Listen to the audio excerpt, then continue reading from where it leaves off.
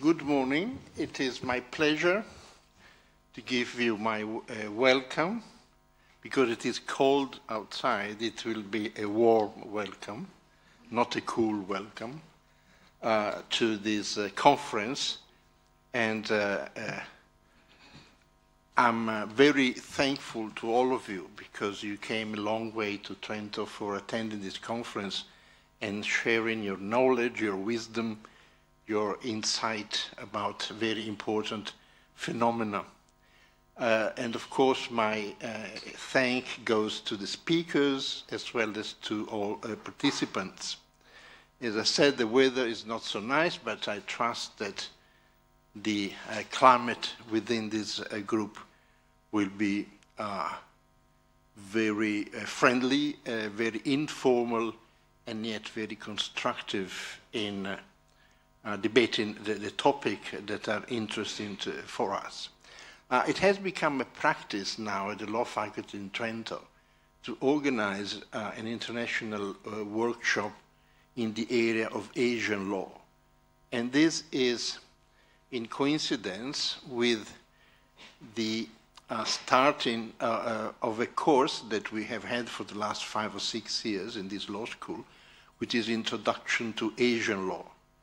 And every year we have a visiting professor, and this year we have the privilege and the pleasure, of course, of having Professor Jacqueline News, who's sitting next to me, and she has started already her lectures on Introduction to Asian Law.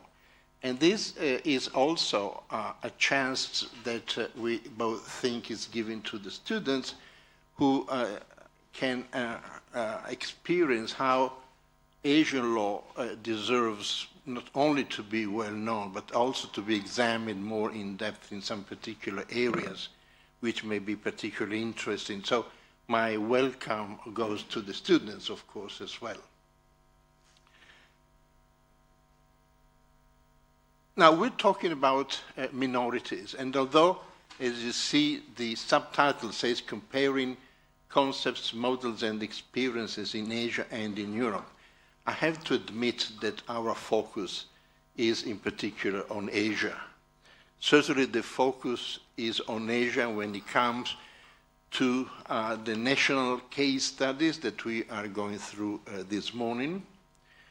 And it is more comparative between Europe and Asia today in the afternoon when we are going to start tackling with some issues that cut what may be national experiences and also the sources of international law when it comes to protection of minorities. And then, of course, tomorrow morning there will be fireworks because we're trying to draw some concluding remarks about the comparison between the concepts and experiences and models and trends of protection of minorities in Asia and in Europe. So in a way, we take for granted that everybody is familiar with whatever happens in Europe from this point of view, and that's why we give more scope to Asia in the area of protection of minorities. Now, let me just add, also in conjunction with the course of Introduction to Asian Law, that there is more and more and a growing attention all over the world, I would say, and certainly also in Italy, on Asian law, and in particular on Asian constitutional law.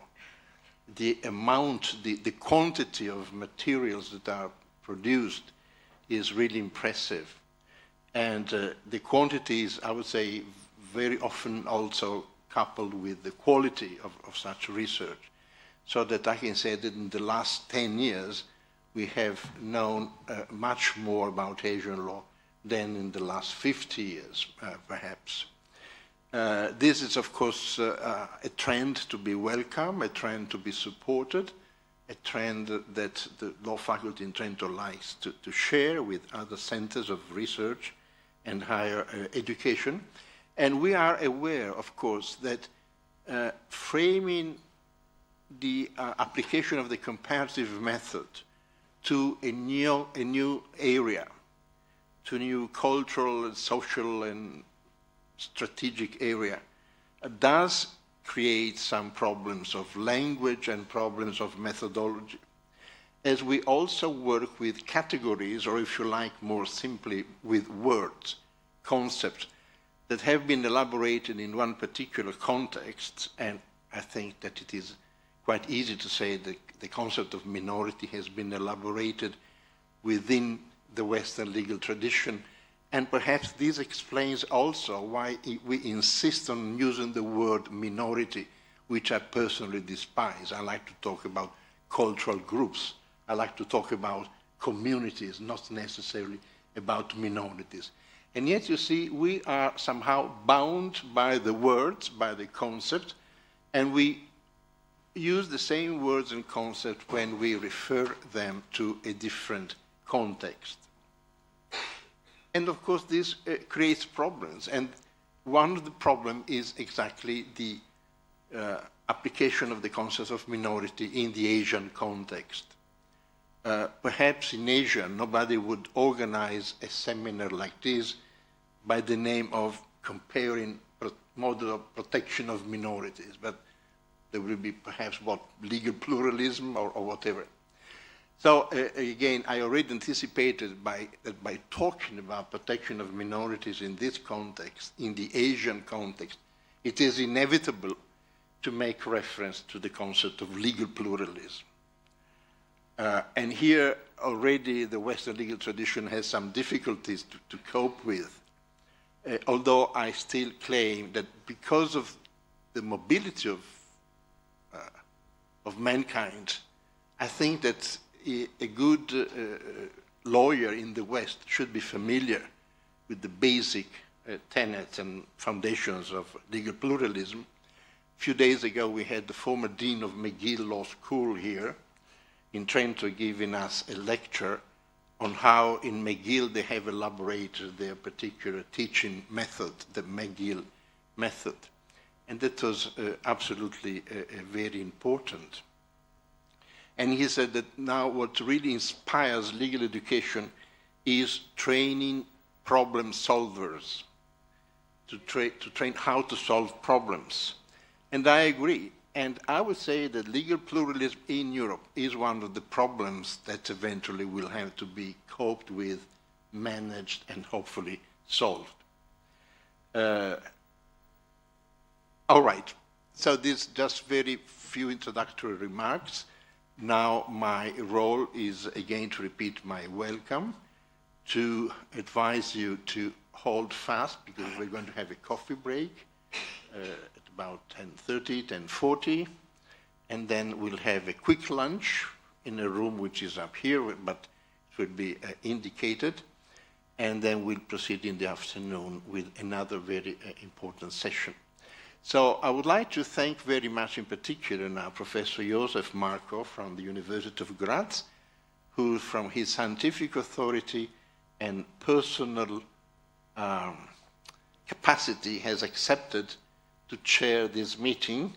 Not that we are going to need a moderator, but we need somebody who will somehow direct and perhaps also frame the discussion, although, of course, we have the privilege of having an official discussant that will be the one to open the dances. So thank you again. Welcome, Josef. Thank you so much. It is a great honor and pleasure for me. Thank you so much, Roberto, for inviting me to participate in this conference. I'm not an expert at all in Asian, on the Asian context, but of course, as you can imagine, I'm trained and raised in the Western legal tradition, but have been focusing myself the last 25 years of my academic career, but also as a practitioner to what you called before minority protection and what we like now to call cultural or territorial diversity governance. Together with Francesco Palermo, who will be a speaker tomorrow, we run a book series, a monograph series with Brill, and again, yeah, so we are thinking along the same lines. Yeah? So why minorities, and why should we protect minorities? What is wrong also maybe even from the European context with the term and the concept of minority. But I will have a possibility to talk about that much more on Saturday morning. So I will stop immediately here on the substance and perform my task as a chair. And this is a great pleasure for me now to announce the first speaker, Professor Jacqueline New from National University of Singapore, to give us an overview on minority issues in Myanmar, Malaysia, and Singapore. So about 30 minutes of talk. And then we have the second presentation before the coffee break. But without any further ado, please, you have the floor. Okay, thank you. I have some PowerPoint slides, and I must confess that in my enthusiasm for this conference, I have way too many slides. So I will try my best to fit everything within 30 minutes. But to be fair, I'm being asked to speak on 3 countries, 3 very complex countries. So I'm going to, seek a little bit of your indulgence here. So I just wanted to, is it okay if I speak from here? Yeah? Absolutely. Okay. I just want to make sure that it is okay for the microphone. Can you hear me? Yes. It's not only you, it is the rest of the world also, because you are... The rest of the world. Yeah. I see. Okay. So, this is even better. Okay. So I thought that as a starting point, I could point out some of the factors that I take into consideration when trying to conceptualize and analyze how constitutional design works for what we call divided societies. Now, the term that we commonly use beside pluralism is actually the term divided societies rather than minority protection. And so this is the term that I'm going to focus on, even though the focus in terms of content will be on how do we address minorities, but broadly speaking, because these are post-war, post-colonial states that we're talking about, a large part of the focus is really about how to create a viable state that is politically viable, socially cohesive to some extent, and where people could live together in somewhat peaceful coexistence. So the starting point is really, I would say there are 4 that I look at. The nature of the differences within society. Are these religious differences? Are these ethnic differences? Are these ideological differences? And so on. And the nature of the difference really go to how do we address some of these distinctions? So whether these differences are territorially divided also feature into the context of how do we design a constitutional system that can address some of these divisions. The second is, of course, the depth of the division. How deeply are these divisions actually felt, and to what extent do they reinforce one another? And you will see in the 3 countries that I'm talking about, there is a lot of overlap between race and religion. And this then creates, I would say, deeper divisions that make it much harder for constitutions to overcome. Thirdly, the political salience. How do they think? What is the political relevance of these divisions? What do these groups want? And lastly, the durability of the divisions in terms of whether there's a possibility of transcending or cross-cutting these differences. Now, the constitutional options that I've surveyed can be divided broadly into accommodation, integration, and assimilation. And this is the framework that I will adopt for now.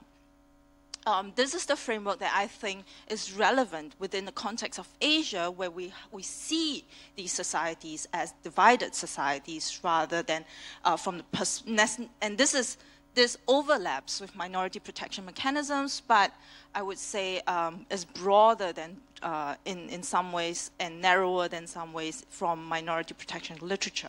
Now, accommodation, and this I borrow from the literature that has been put up by Sujit Chowdhury, is a question of, is focused on the recognition and institutionalization and empowerment of difference, which means we look at a society, we recognize that society is divided, we identify the sources of division, and instead of trying to eradicate these divisions, we try to accommodate and provide ways in which divisions can be, in a sense, bridged or to be mitigated. So some of these would be sort of some of these proposals will include federalism, legal pluralism, where you recognize religious laws, and other forms of non-territorial minority rights.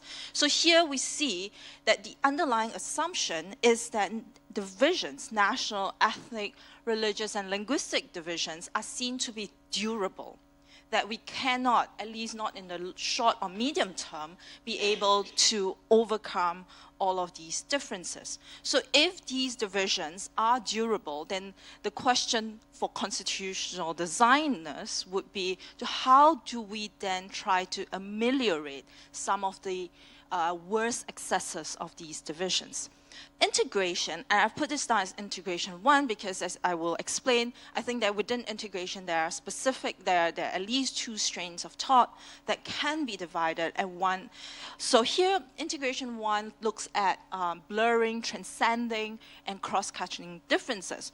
And within political science literature, you could think of this as a centripetal type approaches where you're trying to mitigate the divisions by forcing cooperation among people. So, but then integration 1 here focuses on individual rights. So it usually entails the use of formally equal Bill of Rights, enforceable by judicial review. It usually involves disestablishment, so secular states, for instance, whereby there is no particular religion that is being put forward as a dominant religion, non-national federalism, and so on. Now, this approach tends to see, in contrast with accommodationists, national, ethnic, religious, and linguistic divisions as not necessarily politically salient and not necessarily durable, that you can have cross-cutting cleavages whereby you can create new associations and cooperations despite existing identitarian divisions. Now, the other another way in which integration has been understood, which I understand it to be more from the minority protection literature, is this idea of a promotion of common public space. Now, I distinguish this from the earlier one, which focuses more on formal equality, whereas this is a specific type of integration approach which focuses on the creation of a common sphere and the creation of a private sphere whereby you can protect yourself from, or rather a sphere of autonomy. So it's very much alike, but I wanted to raise that this has a very distinctive form of integration approach, whereby the reliance is really on a very strong public and private divide. Assimilation, of course, we all know is about adaptation and absorption to dominant societies. I would say that this does not happen so much within the Asian context, although increasingly you do see more and more assimilationist tendencies among some of the governments in Asia. So these are the 4 options that frame the way I'm going to discuss the 3 countries. Now, minorities and division in Singapore, Malaysia, and Myanmar. Again, 3 very complex countries, so I will try my very best to give you, I hope, highlights of what some of these divisions and some of the problems and solutions that have been provided. Why do I look at these 3 countries? I think it's very important to note that they are all post-colonial, post-British colonial states. our protectorates. So in a sense, British colonialism has created changes and transformed the legal system, all our common law systems, power structures and systems and modes of government. So it's very much, for instance, influenced by the Westminster system of parliamentary government. But of course, over time, this was changed in order to accommodate local sort of, if you like, aspirations. Now, the other lasting legacy of British colonialism is the fact that it created changes in demography, because during colonialism there was industrialization, there was sorry, not industrialization, but more industry, agriculture, tin mining, for instance, in Malaysia, and you had to import foreign labor, and this then created changes within the local demography of the various countries. So you had Chinese and Indians labor come into Malaya, and you had Bangladeshis in Myanmar, and this created a further pluralization of society in terms of ethnicity, religion, and language. Further, another lasting legacy is the creation of new borders, whereby some of these states, for instance, in Malaya, what is now Malaysia, they were basically little sultanates. With their own little sultans, and what happened in the lead up to independence was the creation of political affiliations that eventually led to the borders of Malaysia today. In fact, if you look at Federation of Malaysia, it was created as an amalgamation of the Federation of Malaya with Singapore, which then later succeeded, and Borneo.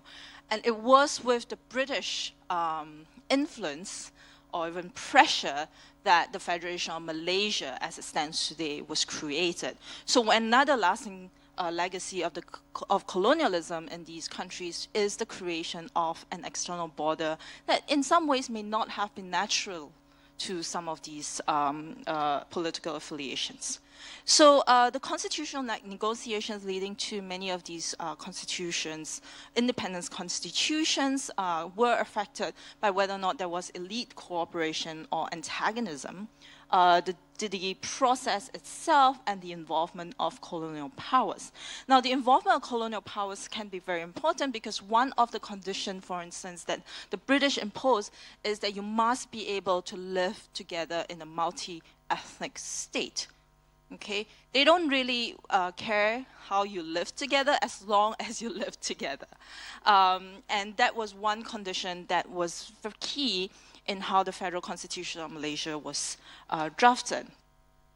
Now, what then happened is that you see, even though there was a strong hand of the British in Malaysia and Singapore, and less so in Myanmar because Myanmar wanted to declare independence and they had a strong army, you see differentiated outcomes. And in Singapore, the focus was on formal equality with some minority protection, sort of a combination of integration and accommodation. And Malaysia, you have formal equality, but majority privileges, whereby accommodation is actually used as a form of exclusion because it's accommodation of the majority. And in Myanmar, you see a sort of tussle between union and unitary state, where accommodation and exclusion is also sometimes used in conjunction. So let me very quickly go to Singapore. Singapore is an island state of perhaps 5.3 million people. It's a very small country. Now, the main social cleavages are race or ethnicity and religion.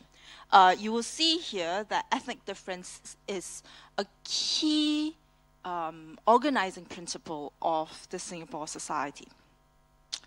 And if you notice, 2007 to 2017, there has been barely any change in terms of ethnicity, in terms of ethnic proportions.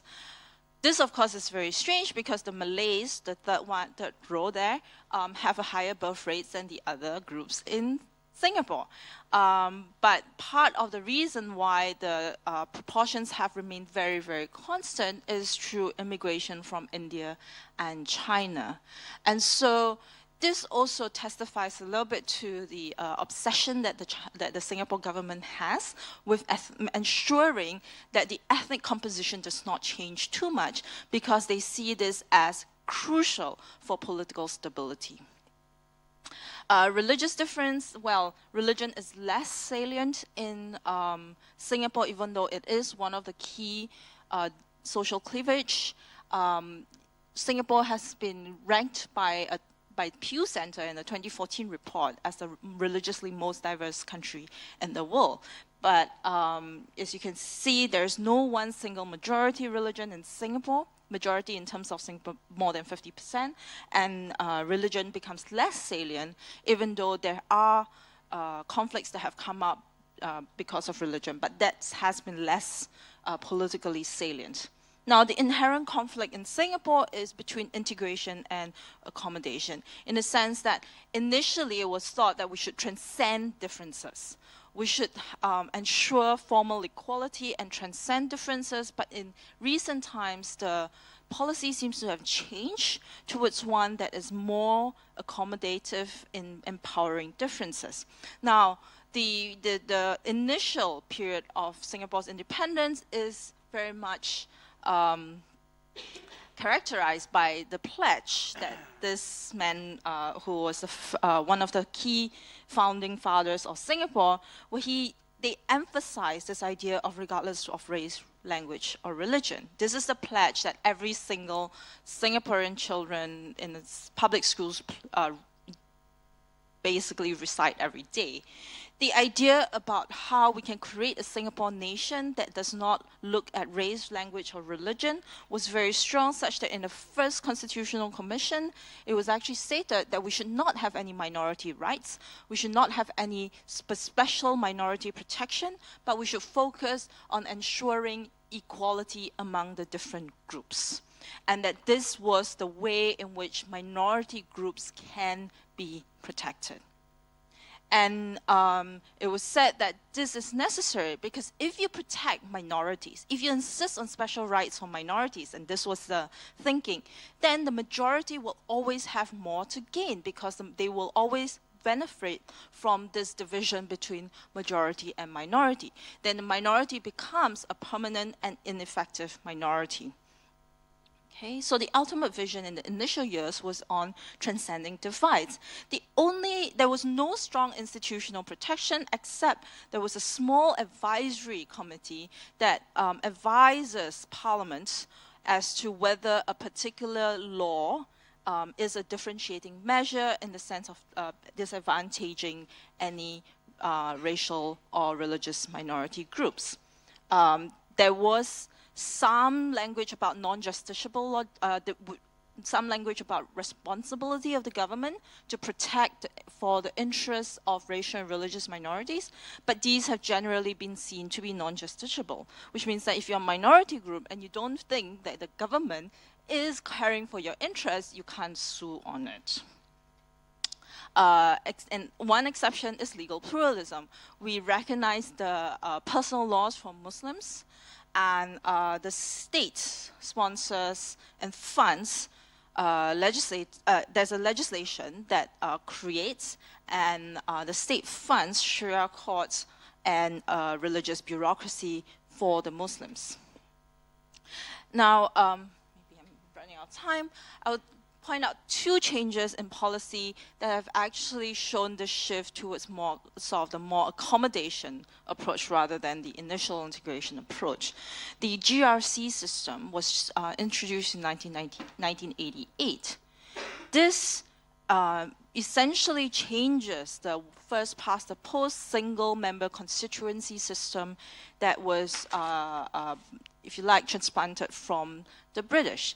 This means that certain constituencies were enlarged, and in order to run in that constituency, you had to run as a team.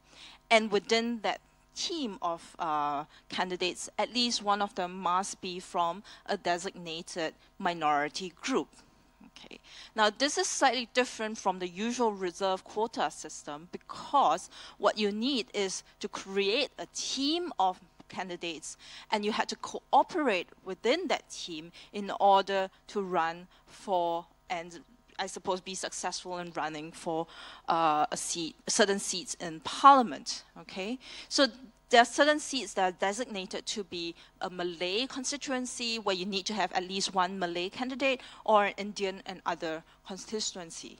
The idea is that you should create vote pooling, and it is also meant not to sort of create assure minority representation without ethnic politicization, because you are a minority embedded within a majority, within a team.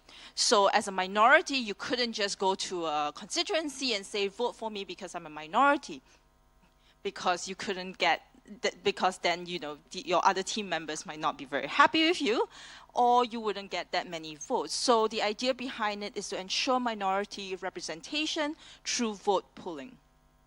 Okay. The second change that came about was only in 2016, where we had what is now called the reserve elections for the president. Now, under the classic Westminster system, you have a parliamentary system, the prime minister is the head of government, and you had a head of state who is not the same as the head of government. We had a presidency until 1991. There was basically a ceremonial president. After 1991, this was changed to an elected president to give the president some mandate in order to perform enlarged functions. Now, in 2016, we had our second Constitutional Commission, where the government basically asked, how can we ensure that minorities will become president? Because from 1991 up till 2016, we've only had Chinese presidents and Indian presidents. We've never had a Malay candidate run for presidency. Of course, we call this minority representation, but really they're only concerned about the Malays, because the Malays are considered to be the indigenous people of Singapore. So how do we ensure that the Malay can become president is really what underlies this proposal. And what happened? What happened was that they had this Constitutional Commission. I made representations before the Constitutional Commission, among other academics and lawyers and representatives from the community, and they came out with this. This is not my proposal. I cannot take credit for this. But the proposal is that if a particular racial group or a particular ethnic group has not been represented in the presidency for the last 6 terms, for the last 5 terms, and each term is 6 years, that's 30 years. For the last 30 years, then the next presidential election will be reserved only for candidates from that particular minority group. Okay, so they reserve particular elections for candidates of only certain minority groups. Now, this is unfortunate so last year, 2017, we had a presidential elections reserved only for the Malays. But what is unfortunate is that the eligibility criteria for running for presidents, for the presidency, is very, very strict, and only one candidate actually managed to run. And only one candidate was eligible to run. 2 others were actually disqualified. And so she became the president of Singapore. Well, she is also the first female president of Singapore. But unfortunately, it was not a contested election. And there was a lot of unhappiness about this. We still don't know yet how this is going to affect majority-minority relations in Singapore. So this is our president. Well, what is interesting, and this has been pointed out, is that if you look at this picture, you have a Chinese prime minister, a Malay president, and an Indian chief justice. And this was pointed out as a wonderful portrayal of how multi-ethnic Singapore is. And yes, it is to some extent that there is a lot of elite cooperation among the different groups. But in terms of the social integration within Singapore, I think the picture is far more complex and less, slightly less optimistic. Malaysia, this is Malaysia. How much time do I have? Great. Malaysia. This is Peninsular Malaysia on the your left, and Borneo on the right. And very interestingly, Malaysia is going to elections next week.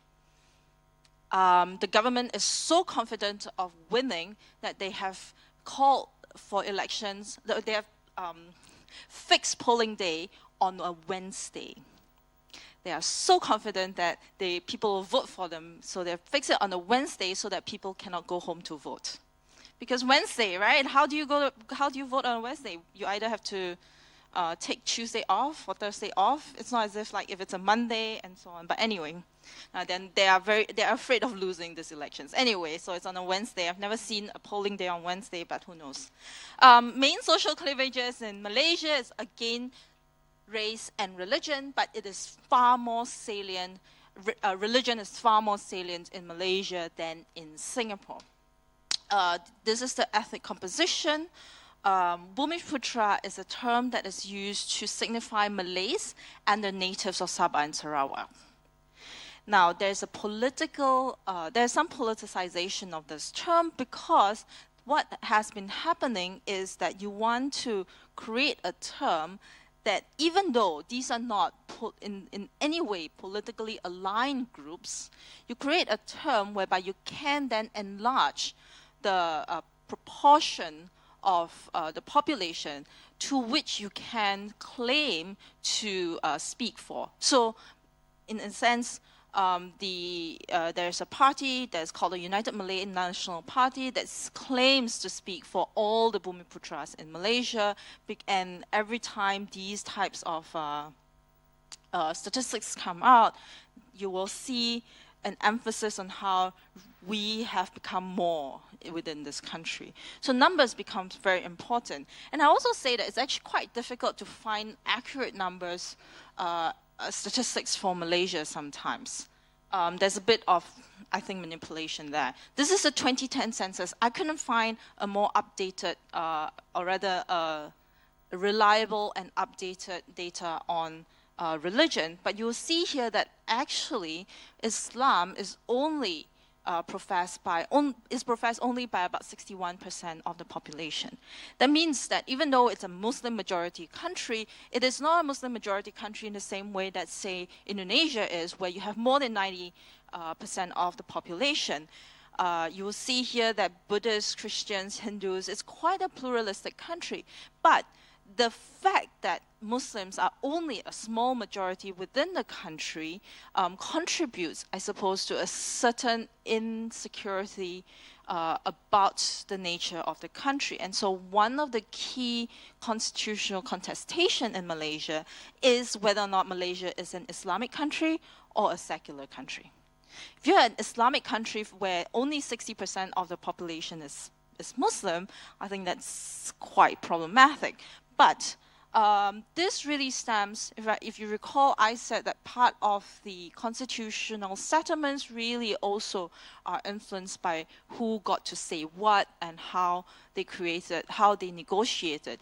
And this is very much a factor in Malaysia, because here you see that there is a constitutional bargain. The Malays said, this is our land. You Chinese and Indians were brought in by the British, and this is not your land. Go back to your home, go back to your land.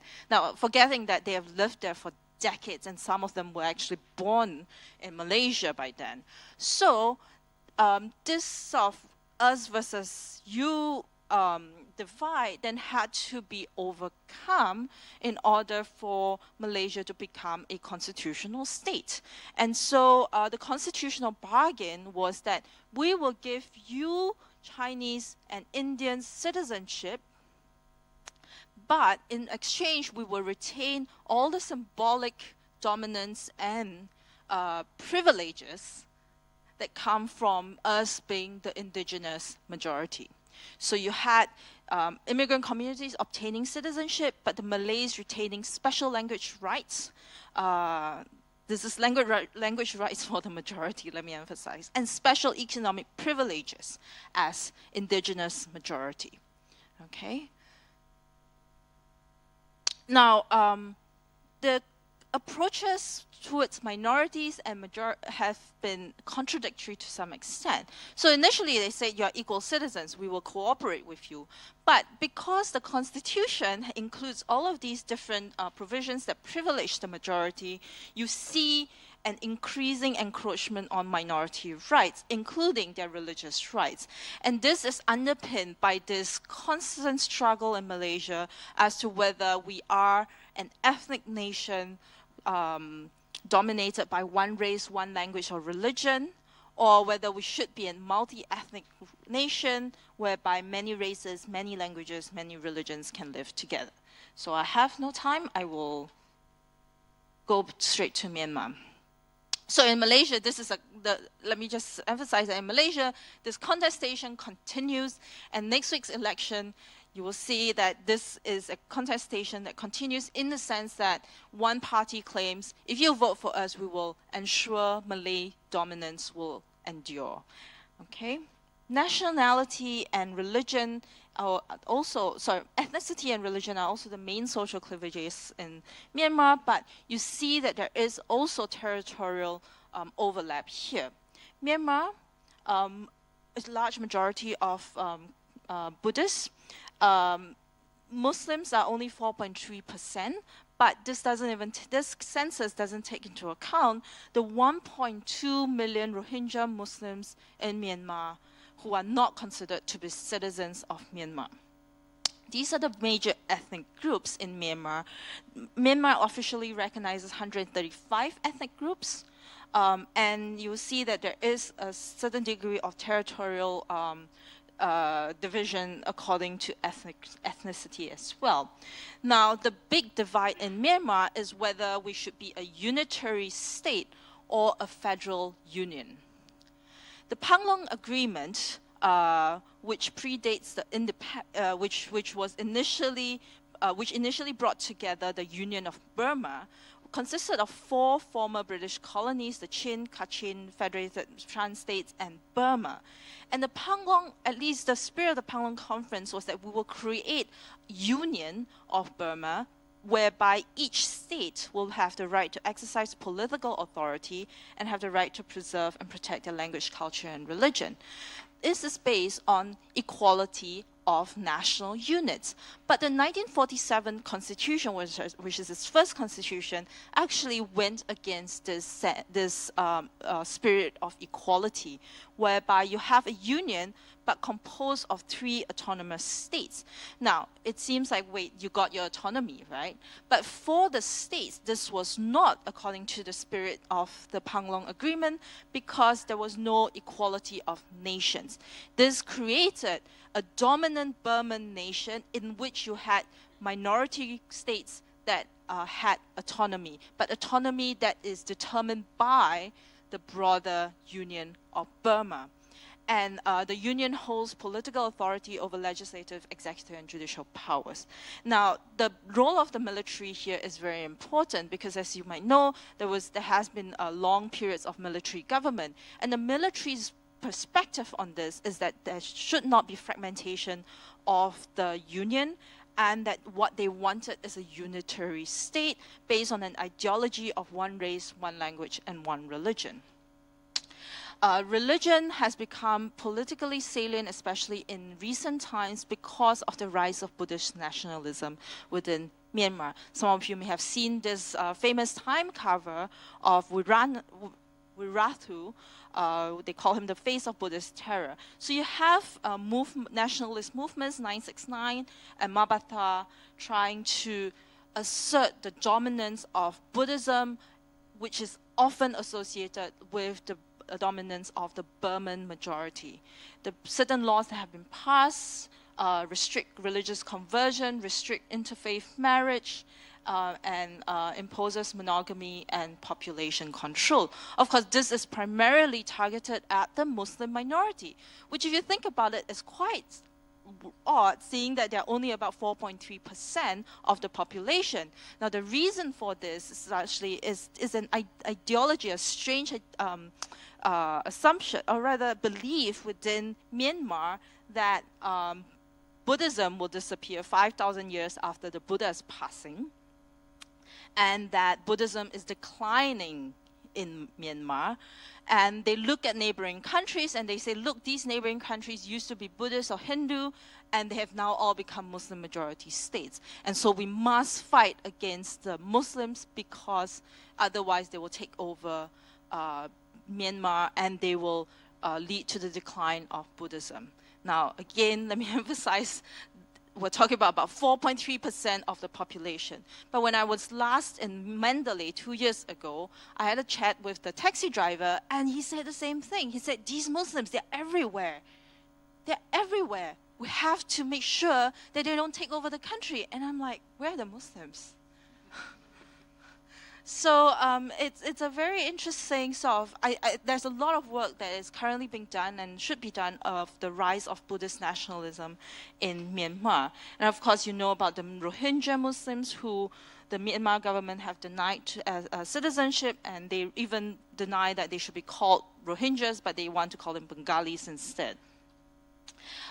Decentralization has happened since 2011. These are some of the, I'll circulate the slides. But the lasting question today in Myanmar is whether there should be federalism. Federalism on the basis of equality of the constituent units. And this is also a proposal that has been raised by, so Myanmar still has civil war. Okay, there's still resistant forces in various parts of Myanmar, and federalism appears to be the only way that they will come to the table. And so this is something that Myanmar will have to address in the coming years. So, concluding, I think what we need is an understanding that there are plurality of pluralities, plurality of configurations of these pluralities, and a plurality of solutions have been proposed and used in various jurisdictions across Asia, and that's all for me. Thank you.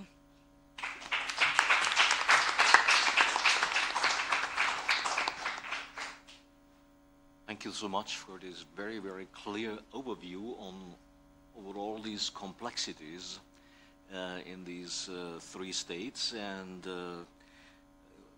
before we go to the coffee break, we will have now the chance to hear another case study on India by Professor Domenico Amirante.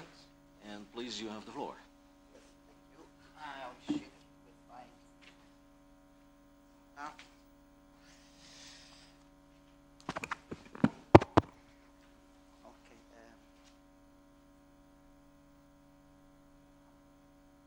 Yes. Half an hour, yes. Okay, okay. Okay, thank you. And I want to thank, first of all, Roberto Toniatti for inviting me and give me the opportunity not only to present, but to discuss with all of you the specific themes.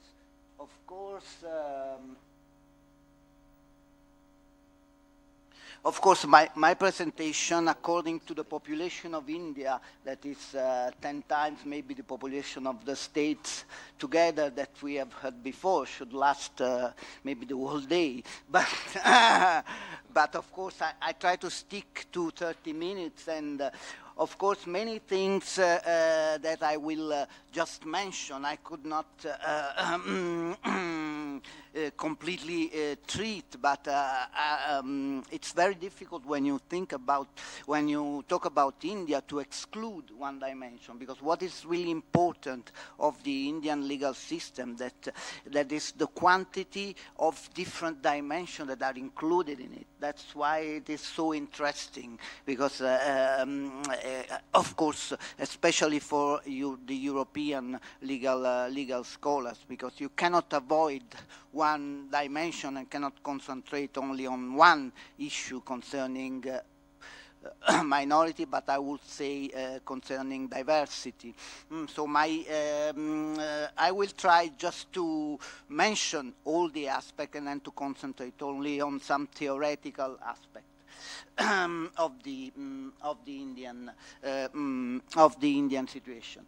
Of course, I changed a little bit the title, so minorities in a multicultural civilization.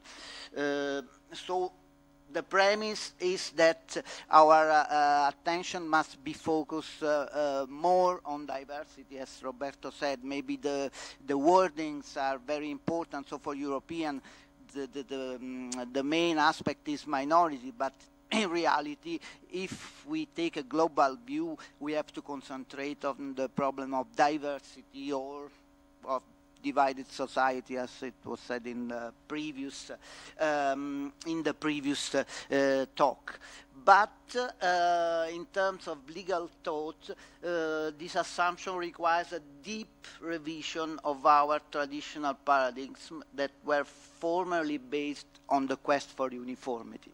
And that's the main point. We have to go beyond this modern view of the state, of the liberal state, to take a more, I would say, postmodern, but in reality it is a contemporary view about the state that implies a revision of our doctrinal dogmas. So in this perspective, the study of legal diversity is appropriate to disclose new trajectories and paths to comparative law and in general to legal theory.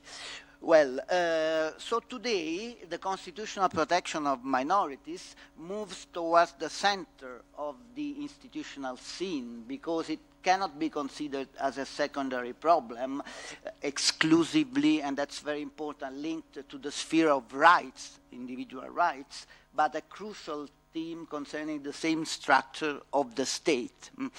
So a structural theme linked to state building and to the structure of the state in general. Of course, for this perspective, Asian legal systems are very, very interesting. Of course, the missing dimension in the study of minorities, to my opinion, is the state dimension. So we have to take back this dimension into the studies on minorities. And for this, the study of the Indian legal system is very, very useful because in the Indian situation we will see the acknowledgement of the influence of diversity on state building and on constitutional reform. In fact, India has been acknowledged as a very important institutional and constitutional system to study diversity by many Western scholars like Lippert, Linz, Stefan, and in fact the book they produced, Stefan and others produced in 2011 based on the notion of state-nation opposed to nation-state indicates India as the main example, the leading example for this new category of states that is trying to manage diversity and to create a national identity that is not the result of the melting of the different identities, but the result of the recognition of those identities and of the accommodation of these identities. Okay, so studying minorities in India is not only about appreciating the role of non-dominant groups in the legal system, but primarily understanding the relationship between different groups present in varied equation to each other in different locations. So that's very important about India. I will give some examples. For example, a Sikh, a member of the Sikh community speaking Punjabi could either be a part of the minority if he resides in New Delhi, for example, or in a state with a different linguistic majority like Maharashtra and the plurality of the states of the Indian states, while it would be part of a majority in the state of Punjab, both under a linguistic and religious profile. On the contrary, a Hindu Tamil, for example, from Tamil Nadu, residing in the northern state of Uttar Pradesh, where the main language is Hindi, will be a part of a majority from a religious perspective and of a minority from a linguistic perspective. So, in fact, Tamil is a Dravidic language spoken only in the state of Tamil Nadu. Also, Hindus, that are the majority overall India, may face the same kind of problem, because in 8 states they are considered a minority, so like Kashmir or the northeastern states. So even the Hindus that are the religious majority can be a minority. So how to define minority? In fact, this complexity of the Indian human, social, and geopolitical context, far from discouraging analytic studies of minorities' protections legal tools, invite us to locate them in the broader perspective of the management of diversity. In the first speech we spoke about accommodation. I use management because it gives more the idea of how the Indian Constitution tried really to manage the diversity using constitutional device and structural also devices. Of course, considering that, then the Indian Constituent Assembly deliberately decided not to choose a clear-cut term for defining minorities. So there is no definition of minority in the Indian Constitution. This is deliberate. And the word minority, in fact, occurs only in 2 articles, in a constitution of nearly 400 articles, only in 2 articles, Article 29 and 30, while we will see there are many, many constitutional provisions that are concerning what we call minorities, but that are not identified as such by the Indian Constitution. So let's have okay, there is a chapter of my paper on the absence of the definition of minority in the Indian Constitution that, of course, I will not treat for problems of time. And there is also there are decisions of the Supreme Court about this, like Bal Patil of 2005 and other interesting. But let's see generally what are the provisions that are relating to minorities in the Indian constitutional system. First, we have to look at the constitutional provisions. The constitutional provisions are the preamble of the Constitution, the part 3 of the Constitution, the fundamental rights. But not only, there we have the words minorities in Article 29 and 30. Then we have the directive principle of state policy that also speak about minorities, so the part 4 of the Constitution. Then the part 10 of minorities on the scheduled and tribal areas. Then again, Part 16, special provision related to certain classes, reservation of seats imposed to backward categories. We cannot exclude the backward categories from this discourse on minorities, because in India they are really considered as minorities, and they are they have a special role in the constitutional framework of the protection of minorities. Then part 17 on languages, and then other articles contained in the miscellaneous section. So there are also some institutions dedicated to minorities, the National Commission for Minorities, the Ministry for Minority Affairs. There is a special ministry, that's why I speak about the structure of the state. There is a special ministry for minority, the National Commission for Minority Institutional Education, and then from time to time there have been many special commissions that have been instituted for treating the minorities. First of all, this is not considered as a minority commission, but a state reorganization commission in the 50s that reorganized all the structure of the Indian state, instituting 14 states that now have become 29 states. I think it's a very important tool for understanding the problems of minority in the Indian society, because it created 14 states on the basis of the linguistic problems. So those were created as linguistic states, and that's very important. So I will not insist on all those aspects, just mention it. So the general framework for understanding the discourse on minorities in India is the Article 29 and 30 of the Constitution, that illustrates clearly that there are three kinds of minorities in India, not only the linguistic or racial minorities and the religious minorities, but also the social economic groups that in the Indian Constitution are identified with three categories of groups. The scheduled tribes, so the tribal people, the scheduled castes, so the lower castes, and the other backward classes, that is the disadvantaged people. Then we will see, if we have time, how they are identified by the legal order. That's quite interesting. So Article 29, Article 30 speaks only of the cultural minorities that are considered the religious and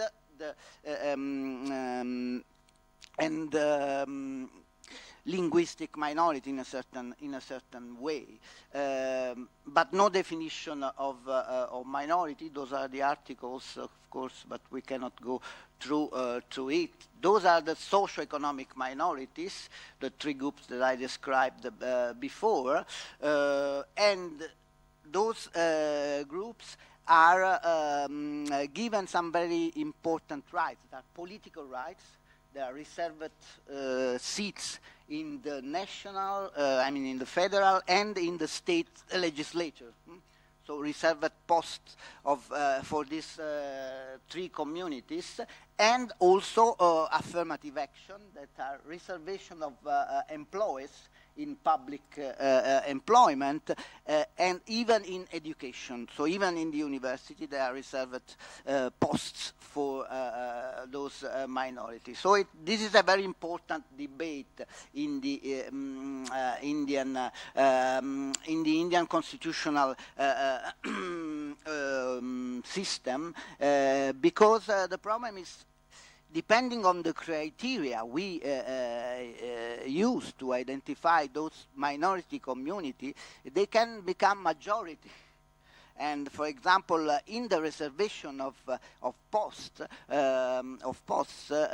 we have seen that states had the tendency to reserve more than 50% of the posts to those minorities. So the Supreme Court had to come up with the soil of maximum 50% of the reserved posts for public employment, in order to avoid that those minorities take up over the majority. Of course, there are many criteria to identify those minorities in the Indian Constitution, but scheduled tribes are quite easy to be identified, because it's based on historical evaluation and on the territory they occupy. So, but there are many around the population of Italy, between 50 and 60 million of tribals in India presently. Also for the scheduled caste, it's easier to identify them by certain criteria. But what about other backward classes, the disadvantaged classes? How to identify them?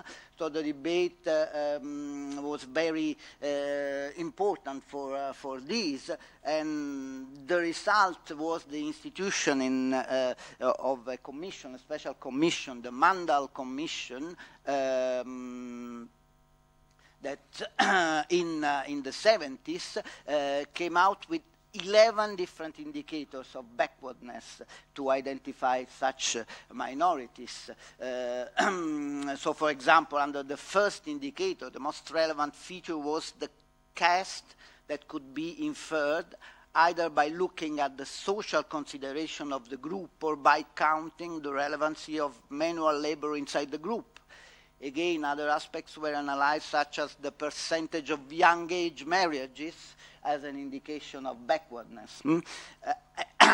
Among the other criteria or indicators, we could find the salary, the home condition, and also the distance from potable water wells.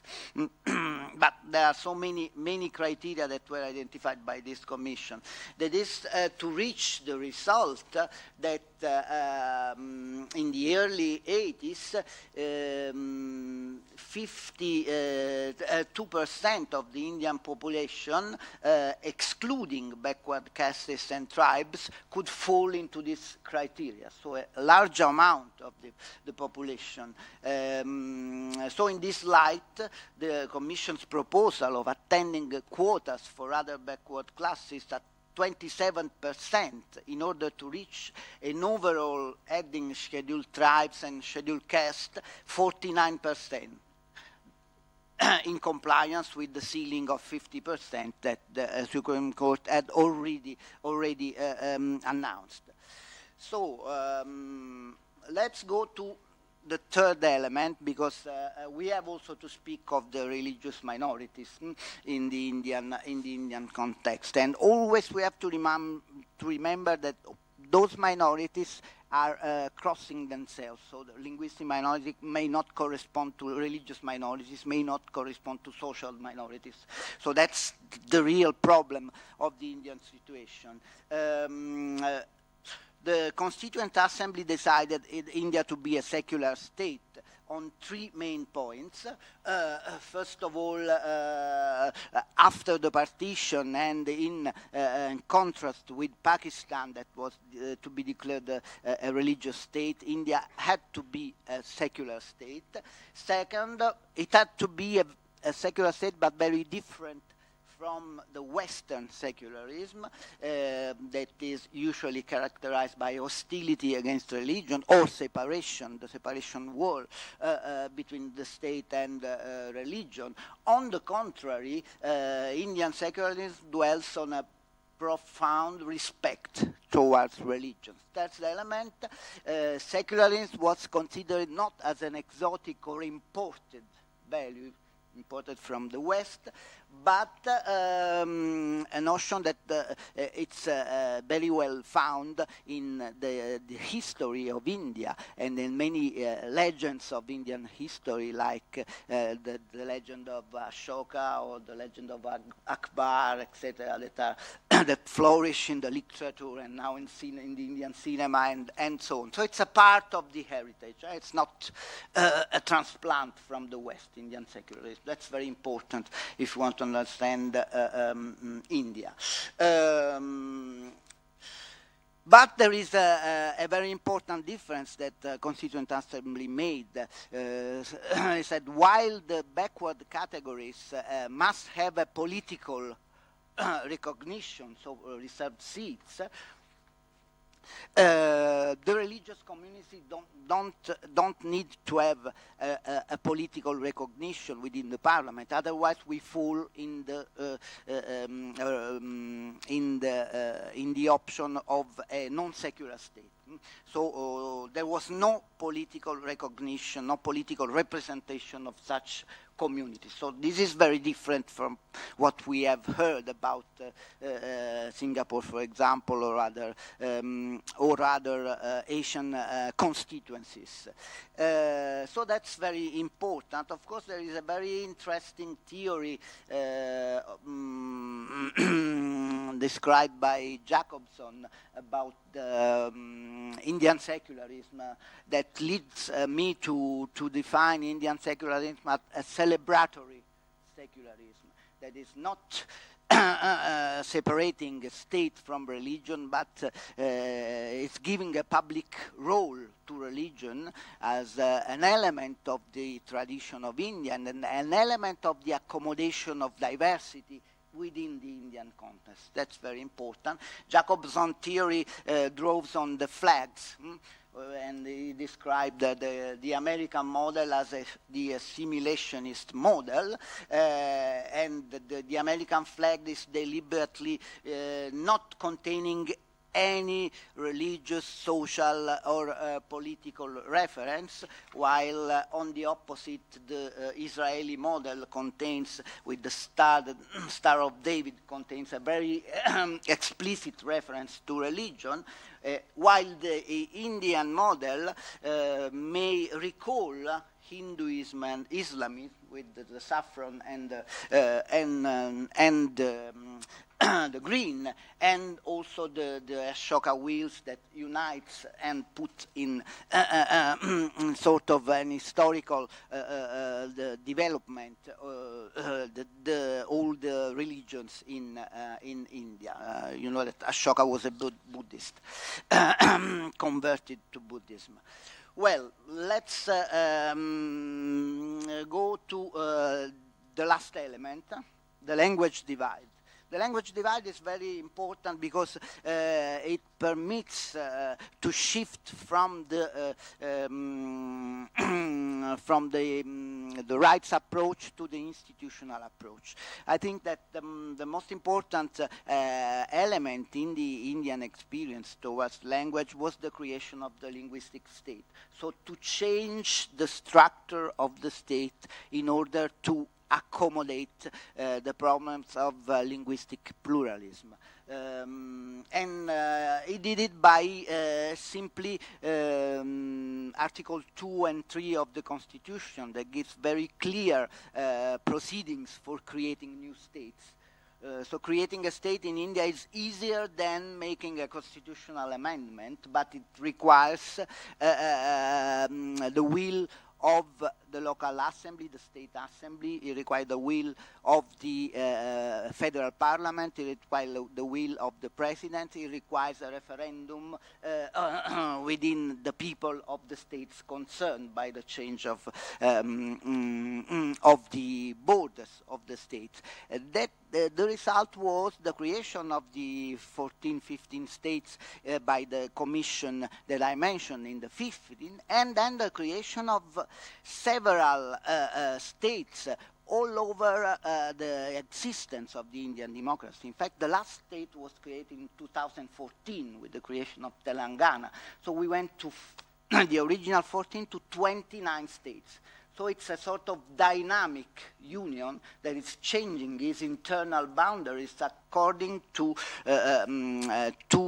accommodation of pluralism or diversity or minority needs, because what you need to ask for stateship is the presence of an important group of persons speaking the same language. This is the first reason why you can ask for stateship in Article 2 and 3 of the Indian Constitution. And this policy, I think, this policy was very important for appeasing conflicts in India. In fact, if you look at the territory of the Indian state, it's a very ample territory that was never united before the creation of the Indian Republic. And so this management of linguistic diversity was a very important and powerful tool to keep the India united and to keep so the union really united. So let's go to the conclusions now, because of course that would be very interesting. In fact, I have to say to Roberto that he gave me the idea for an entire course, because if we want to understand all the aspects that I have just mentioned, I didn't go through the aspect. You would need an entire course. This morning I started revising my paper at 6:30, and then I looked my watch and it was 8, and I was at the middle of the paper. So I said, no, it's impossible to do all this in a conference. So, but let's go to the conclusions. So what are the lessons to learn? The lessons to learn from the Indian experience. Well, first of all, the Indian experience shows that in a multicultural state, the protection of minorities shifts towards the management of diversity. It's not only a problem of wording, of terms, it's a problem of constitutional vision. In other words, it demonstrates the viability of a pluralist and multicultural approach to face diversity in contemporary society. I always say that India is postmodern, but we just should call it contemporary. It also underlines the preference for a structural and constitutional approach through territorial design and institutional bargaining. And the creation of states is a continuous bargain between the linguistic minorities and the state, and that's very important in the Indian constitutional asset.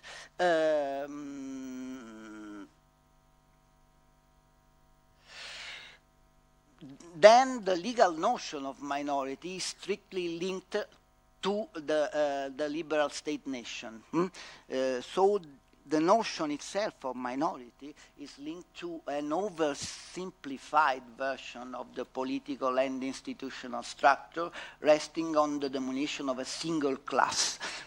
So I think that's the main problem of the state nation, that it's referring to an old social, political, cultural context. And it did not evolve with the evolution of society.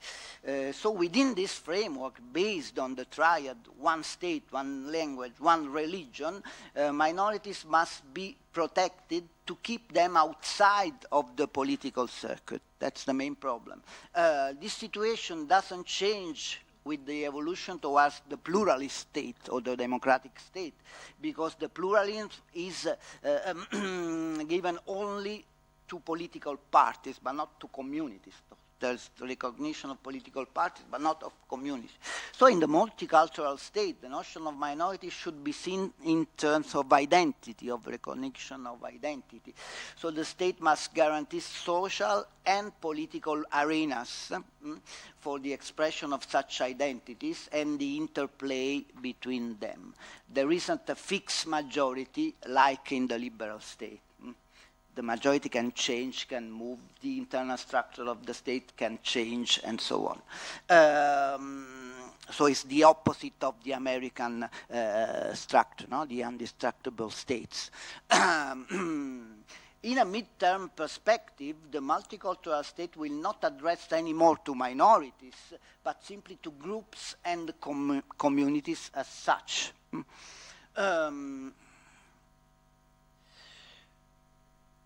For scholars, India is a very important example in this perspective, because, for example, Choudhury underlines the success of linguistic federalism, stating that from the perspective of constitutional design, the Indian solution is the desirable one. An important recognition of this role is offered also by Kimlicka, when he is asserting that India is not only one of the few countries outside the West to have voluntarily federalized to accommodate minority nationalist claims, but also seems to have had much less difficulty accepting the principle of asymmetry. That's another point that I cannot develop, but it's very important, that many Western multinational federations. So within the liberal state, the language question has often been hidden under the veil of national sovereignty. The liberal state postulated, in fact, a sort of monolingualism that was functional to the internal cohesion of the state through an oversimplified national identities. But such homologation policy proves inadequate to the evolution of the democratic state, in particular due to the intensification of its multicultural composition, because, as our friend Roberto Tognatti said, cultural pluralism determines today an institutional organization which can be defined as the antithesis of the nation state and of the monolingual state. So in this perspective, we should not underestimate the possibility of using the pragmatic Indian model in other multilingual contexts, both in national and supranational situations. This involves, however, for comparative law, the overcoming of barriers such as the postulated gap between the Western tradition and the post-colonial legal experience. This also implies to embrace the perspective of a methodological pluralism, a vital tool to confront the challenge of hyperdiversity of our contemporary society.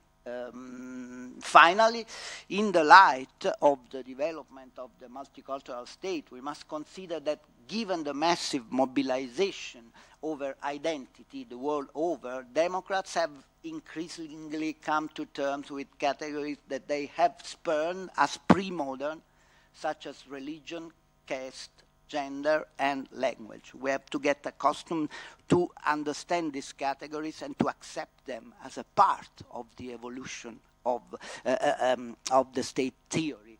So let me conclude with a quotation by an Indian scholar, Neeraj Chandoki, that thus the Indian experience teaches us that Democrats have to apprehend that democracy in complex society is not about the transcendence or bracketing, but about the negotiation of difference. Thank you.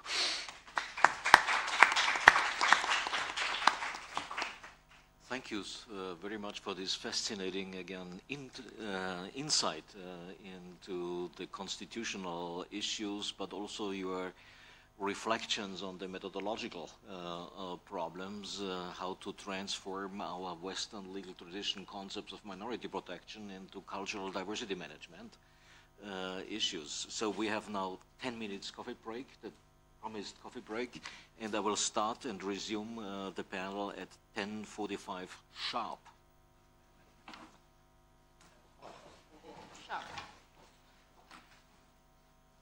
Then you must run to get your coffee, otherwise you won't be back in 10 minutes.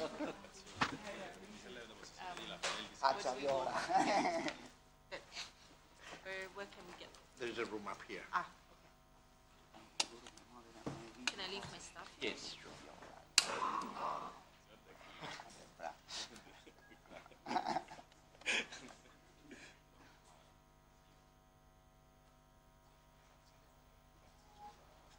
Well, we started really with two excellent papers.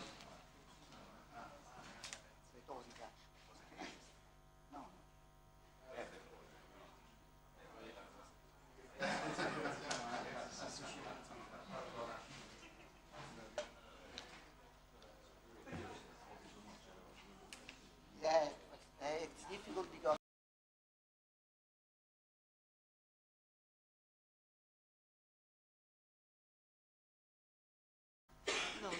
No, you skip Monday as well, don't you? So, ladies and gentlemen, Okay. welcome back to the second part of our panel. And we will start right away with a case study on Nepal. And I have the honor to give the floor to Professor Malagodi from the City University of London. Thank you so much. Thank you so much, Roberto, for having me here and for inviting me after all our many chats in Hong Kong. That was lovely. And it's so great to see so many students interested in South Asian and Asian law. So really happy to be here. So what I'm going to do today, no PowerPoint. I'll have to dazzle you with my oratory skills. Well, I'll try. I want to look at the framework in Nepal for the protection of minorities. And I think the main argument, the thrust of the argument that I want to put to you is that really there is one lesson that we can learn from this case study, and I think it could be applicable to a number of neighboring jurisdictions, especially in South Asia.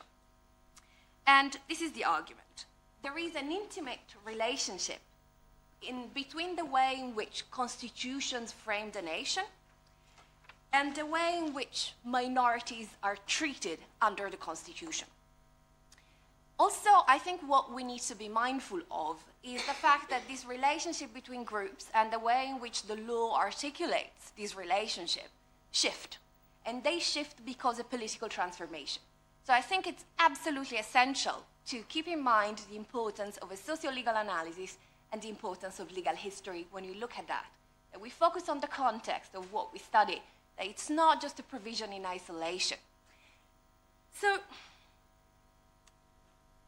when we look at the Nepali case study, and I think that could be the case for other jurisdictions as well, what we really look at is how the constitutions and different constitutions, because Nepal has had 7, and the constitution we're looking at today in a historical perspective is the 2015 constitution, so a very recent document, creates, in my view, a hierarchy of belonging. So and that is consistent with the history of the constitutionalization of the Nepali state.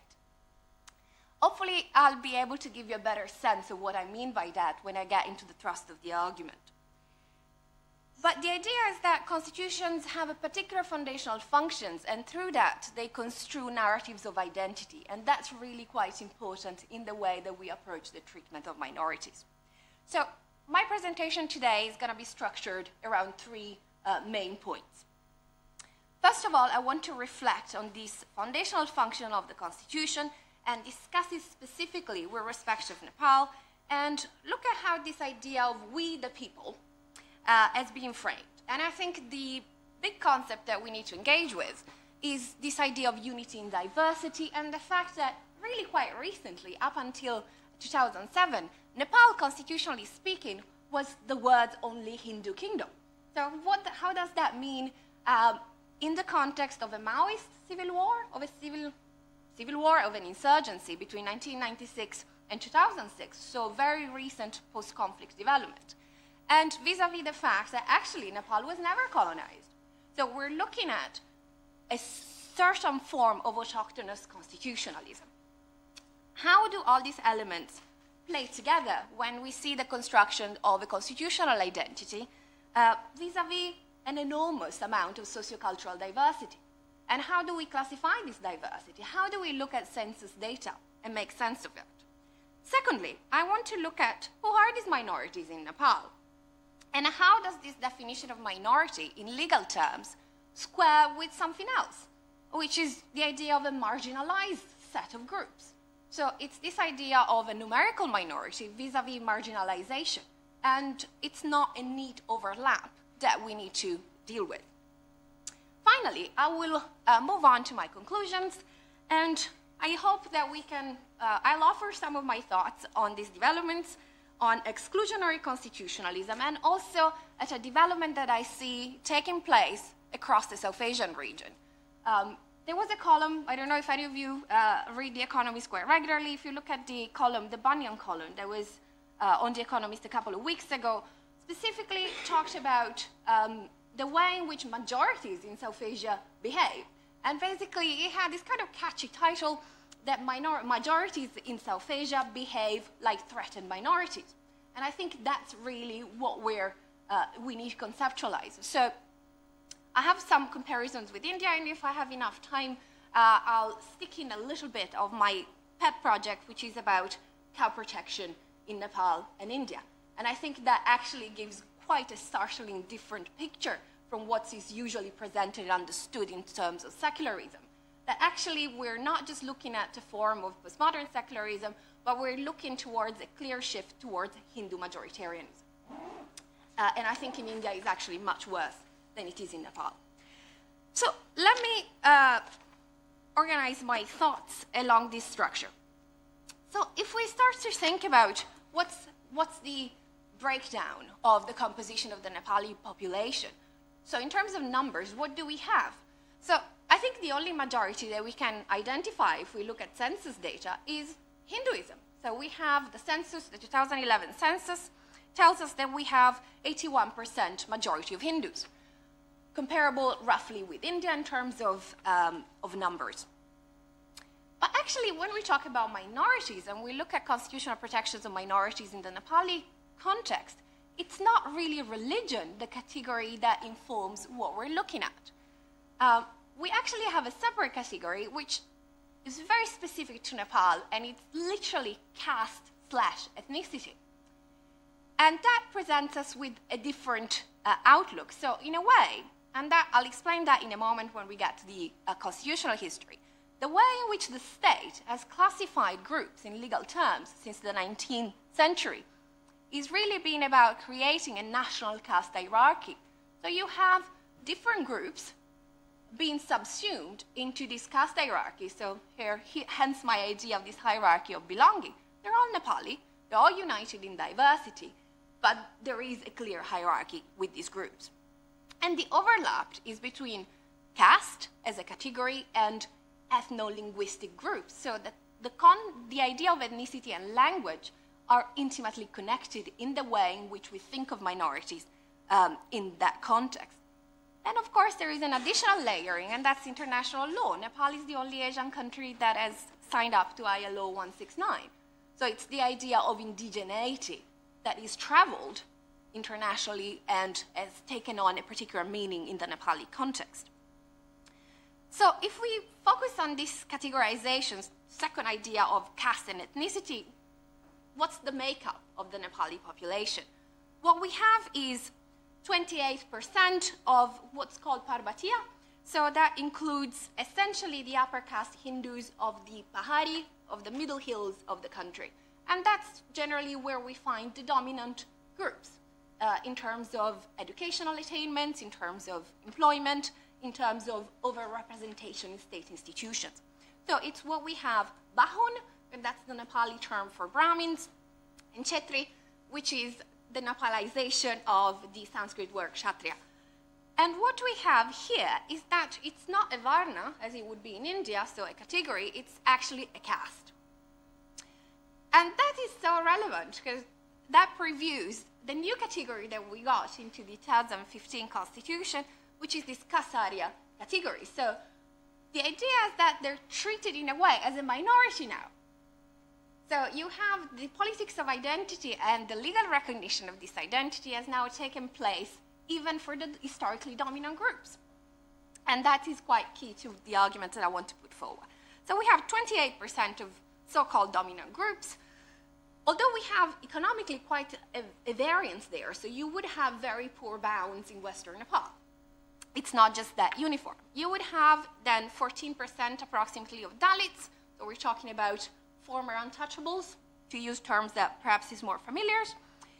36% of Adivasi Janajati, and that's indigenous nationalities, and that's, for those who are familiar with the jurisdictions in India, that would be quite reminiscent of what are called the scheduled tribes, the category that Professor Amirante presented about.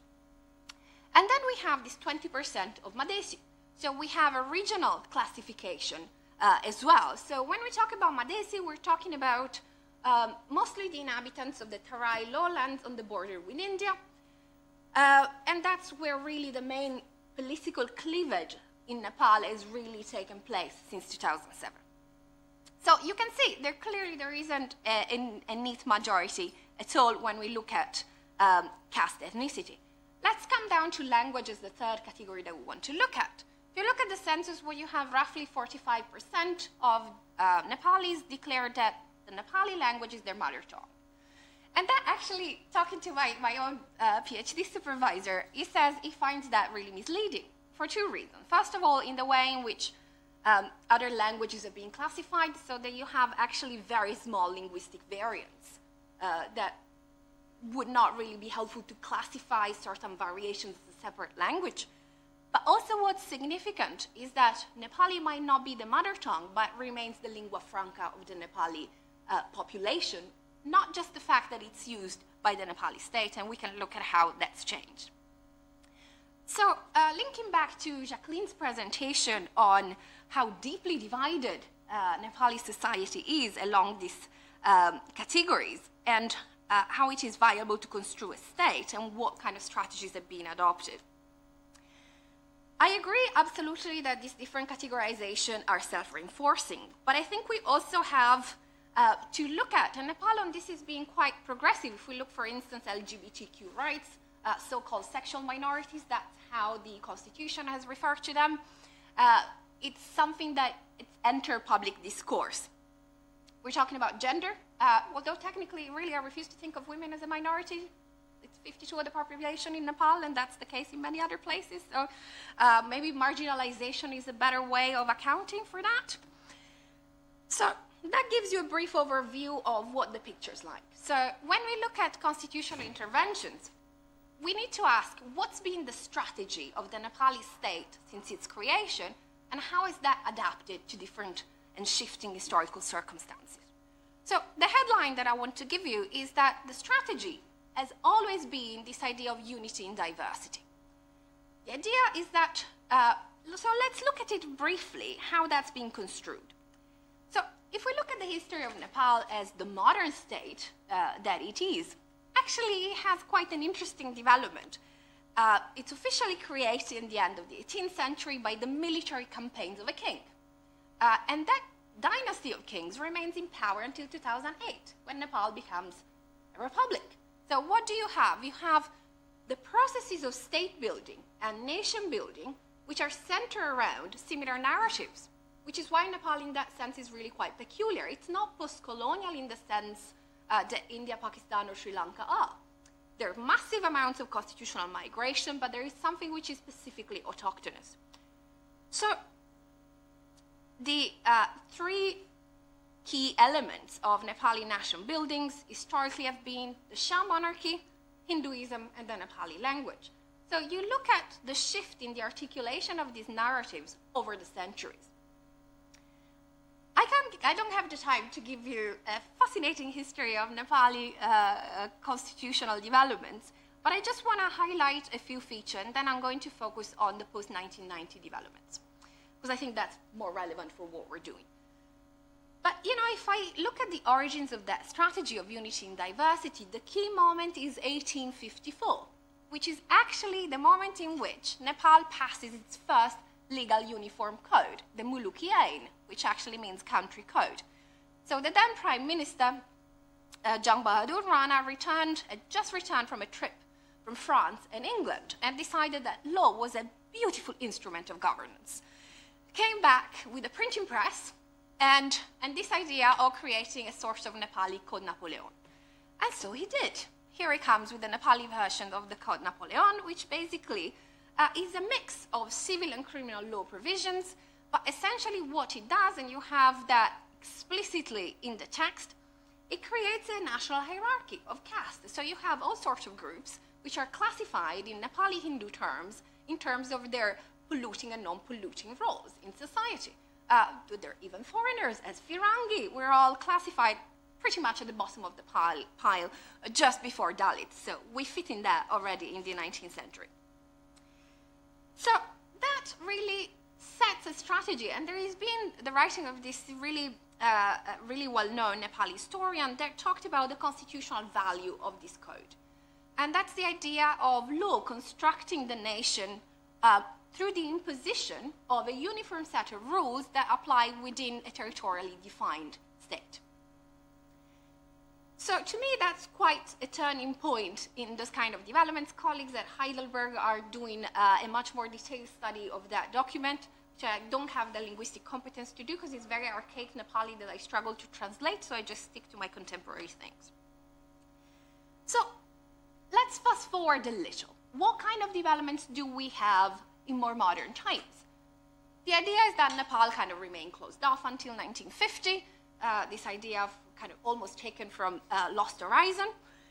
But in reality, 1950 is the shell shock. The British loss of colonial power in South Asia essentially ignites a revolution in Nepal. That's the only moment that they ever called a revolution. In 1951, you have a transformation along a parliamentary democracy, so to speak. What you have in 1959, you have the third constitution that Nepal passes. Sir Ivor Jennings from the LSE, well, he was from Colombo at the time, travels to Nepal, drafts this constitution, which is quite disastrous, and it doesn't last for more than a year.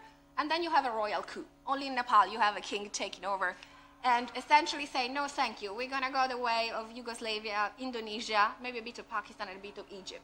Direct democracy. But of course, to do that, it kind of rehashes. So it takes a very modern idea of autocratic, authoritarian constitutionalism and washes it in Gandhian languages. They call it the Panchayat regime. Nothing very Gandhian about that, I'm afraid, supported by the army, but that's the language he uses. And that's 30 years of monarchical autocracy built around this triumvirate of the monarchy, Hinduism, and Nepali language. But it's not the kind of Hindu majoritarianism that we see now in India from the Hindu right. It's this idea we're all Nepalis, but in a structured, hierarchical construction. And law is there to do that. Shift comes in 1990, end of the Cold War, and that's what I want to focus on. 1990, the Constitution really borrows extensively from the Indian experience. The idea is that they're trying to make an adapted Westminster model, but yes, in terms of how the government is formed, that's as much as we can go, because it's the creation of a really powerful Supreme Court, which is there to enforce an extensive set of fundamental rights. So what I want to give you now is a brief overview of the fundamental rights chapters in the 1990, 2007, and 2015 documents and see how that deals with minority. What do we have? On the one hand, we have a massive increase in the number of rights and the remit of rights from 1990 till the new constitution today. The idea of minorities, so what do you have in 1990? It's kind of a compromise in terms of nationalism, because essentially the definition of Nepal as a Hindu kingdom remains in place. That is not taken away and becomes really controversial.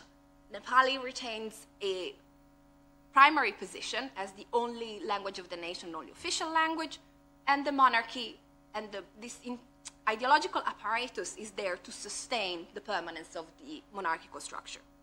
So how do we deal with minorities in that kind of context, with that kind of institutionalization of the nation?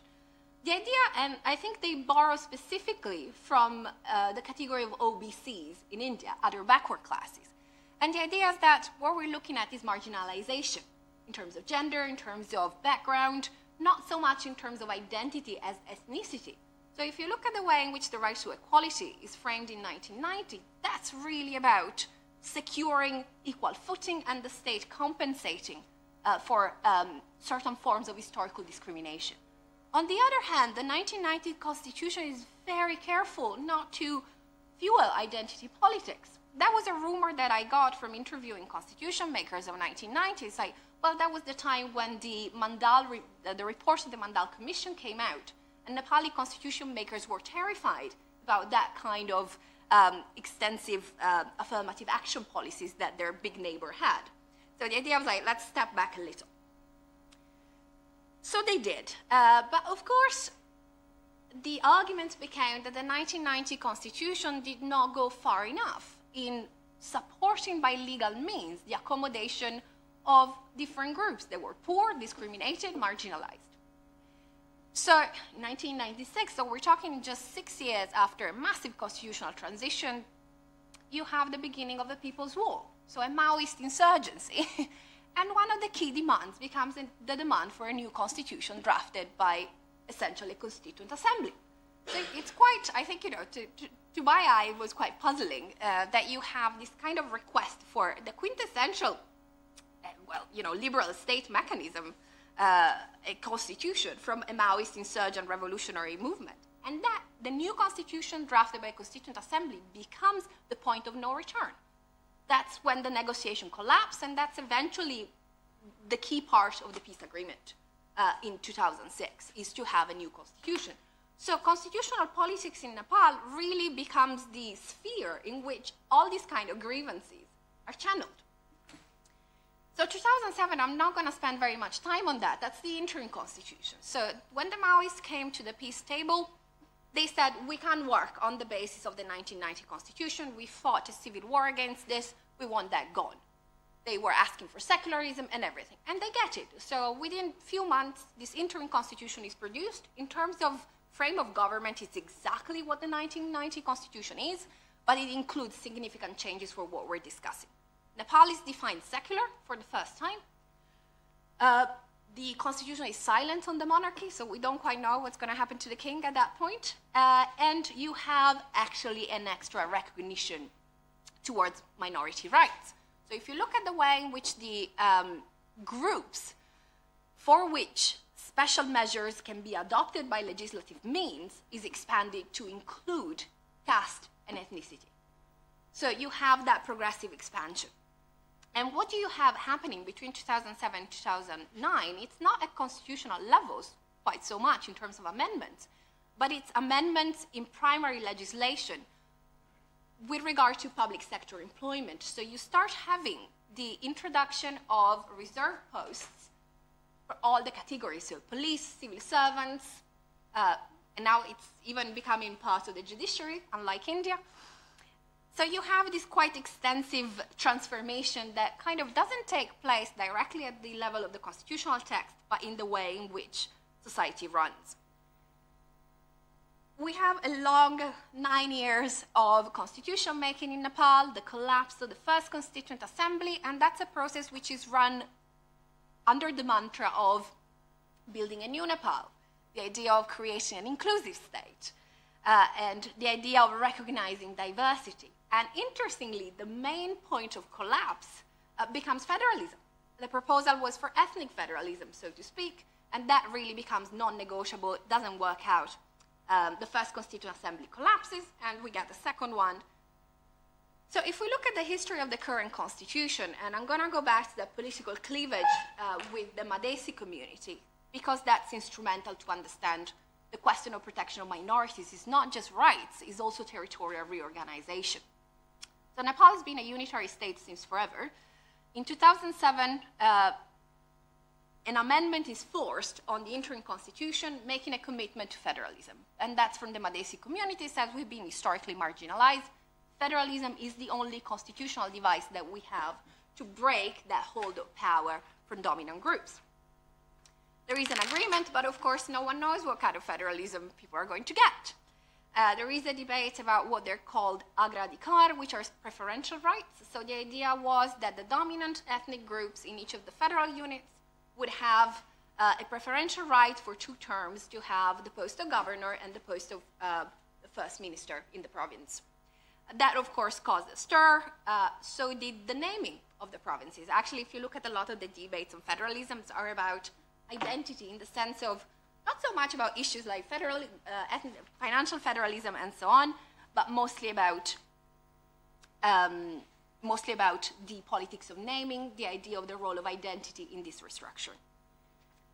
So we come to 2015, Constitution promulgated in September, a few months after devastating earthquakes in the spring.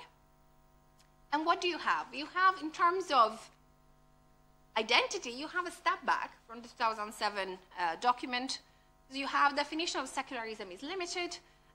You have a little note, actually, in the article itself that says, yes, Nepal is secular, explanation, provided that secularism means special protection of Sanatana. And if you look at some of the English translations, they're actually quite poor, so they will tell you religion since time immemorial. That's not what it means. Anyone who knows the context of South Asia knows that Sanatana is a particular version of right-wing Orthodox Hinduism. So there's backtracking.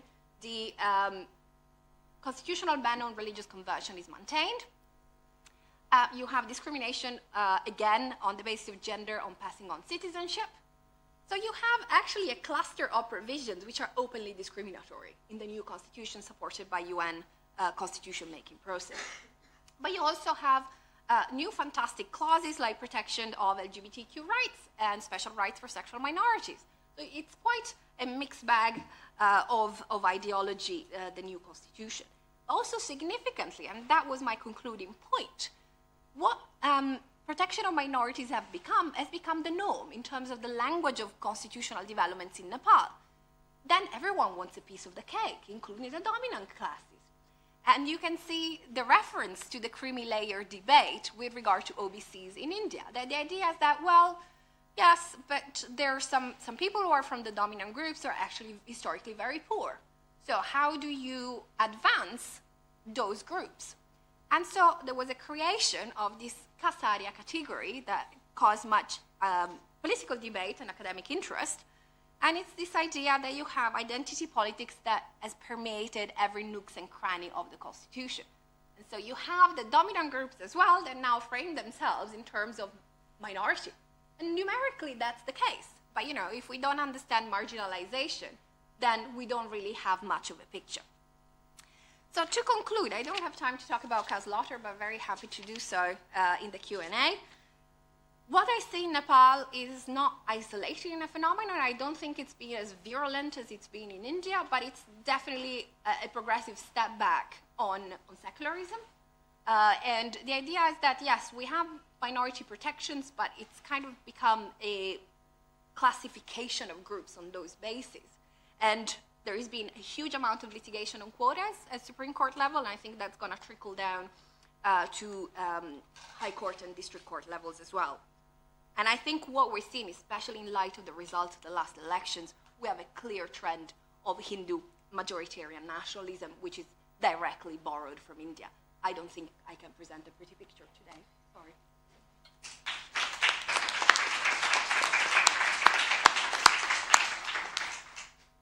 Thank you so much for this, presentation of the case study, which gives us a much food for thought. And we come to the final presentation for this morning session. And Roberto did extensive research and studies himself in the Philippines already in the past, and will present his research results now on Mindanao. You have the floor. Thank you very much. In fact, unfortunately, we are still in a process of establishing a final framework for regional government in Muslim Mindanao, so that this is not really my final research. I'm afraid I shall have to work on it, or at least try to work on it for a longer period of time. I mentioned already to you once, Joseph, that I was in Manila, I was supposed to go to Mindanao, and that's when martial law has been proclaimed last year. And the police of President Duterte is sometimes a little bit rough, so I did not want to go to Mindanao and to the city of Marawi when the police was, and the army in fact, was managing martial law. So I just thought that I was not under any pressure. This conference was the only pressure, but I thought that you would understand if I don't give you the final word. But at least I have a word to give you. Now, I find the Philippines quite interesting, and I thought it might be interesting in particular in this conference, because as you noticed, we are really traveling through Asia, from South Asia, Nepal and India, and then Myanmar, and then southeast of Singapore and Malaysia. And now we are moving a little bit east, but we are still not in East Asia. We are in Southeastern Asia. So that we are really covering a good part of the continent. And it is interesting because at the end we shall see how much some common features are shared by all these countries. But in particular, I think that the Philippines is interested because it is a multifaceted case, and it may be examined from a variety of points of view. One is, of course, self-government as a tool for managing and hopefully solving ethnic and religious conflicts. Another point of view would be to try to go deeper into the Asian features of Islam, which are inclusive of local, original, customary rules, which are not shared by Islam in other parts of the world, including a code of Muslim personal laws and Sharia courts as well. So that's another contribution that the Philippines may give. And again, Asian features of recognition and accommodation of indigenous law and indigenous people, because we always have to distinguish between what we still call conventionally minorities and indigenous peoples. Also, the Philippines offers an example of legal pluralism and respect and accommodation of diversities, including diverse religious laws. Now, this is interesting in particular, I would say, because the Philippines are a strongly and predominantly Catholic country. And from this point of view, the idea of accommodating legal pluralism, and in particular religious law, is quite indicative, I would say, of how, shall we say, that Asian features are predominant over Catholic features. But of course, I leave it up to the experts. And also, I would say that the Philippines provides elements of definition of what a minority is a social and cultural phenomenon, drawing from the pattern of recognition and protection, as Muslim and indigenous are indeed numerically a minority. I still have to give two introductory caveats. The first one is that, as I mentioned earlier, the conflict is still there. And although the conflict has been started by some armed groups that claim to be part of the Islamic State or Al-Qaeda. So in other words, there is no identification between the two groups that use terrorism and who claim to have self-government and what is going now on. And apparently, what is interesting is that the events and the proclamation of martial law are not an impediment to the continuation of the process of enlarging and improving quality and quantity of self-government that is going on. In fact, we have now two distinct configurations, let's say. One is the present autonomous region of Muslim Mindanao, ARMM, which is existing, and then there is a new plan which is now under construction, and there is a basic law pending in Parliament, in the Senate in particular, which will be the Bangas Moro basic law. Now, this is interesting because Bangas Moro is the traditional name of the Muslim nation or Muslim community in the Philippines. And it is interesting, I would say, that state legislation endorses this particular name. Now, of course, it is always very different to make comparisons, but this somehow reflects what has taken place in Italy, where two autonomous regions with speaking minority, with minorities speaking languages other than Italian, have been formalized in the constitution. So that I'm referring to Alto Adige, which is the Italian name for South Tyrol, or Südtirol, I should say, because Südtirol is now part of the text of the Italian constitution, and the same is with the French-speaking Valle d'Aosta, Valle d'Ot.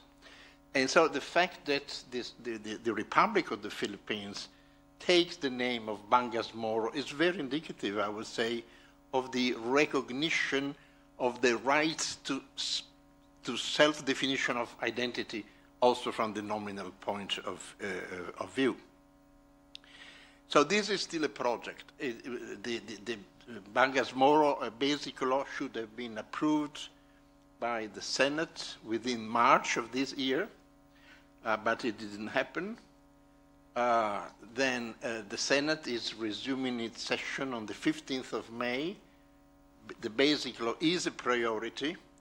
President Duterte committed himself with the two liberation fronts, the Moro Islamic Liberation Front and the Moro National Liberation Front, to have the basic law approved before the end of the year. So we shall see what happens. The Bangas Moro basic law, as I said, will rationalize, enlarge, and deepen the quality and quantity of self-government of this particular area. The president even threatened to resign, but that, I suppose, should be taken in a decorative way. Now, let's see a few facts, as the situation, it may not be known to everybody. The Philippines are an archipelago, of course, but inhabited by more than 175 ethno-linguistic groups, established on a national territory that consists of more than 7,600 islands. There are three main islands. Mindanao is the second largest island, and it is home to about 6.5 million Muslims. And the 6.5 million Muslims is approximately 30% of the total population of Mindanao. So it is a minority within one island, one of the three larger islands. And they also live in the Sulu archipelago, which is like the Aleutians Islands. It's a chain of islands which stretches on the south. Now, the whole population of the Philippines may be divided into an autochthonous population, whose language is mainly Malay, and a variety of migrated population from China, from India, from Europe, from the United States, taking into account the fact that the Philippines have been a Spanish colony for about 300 years, and then it became a territory of the United States. And in fact, independence was proclaimed in 1946, coming out, let's say, of the protection of the United States.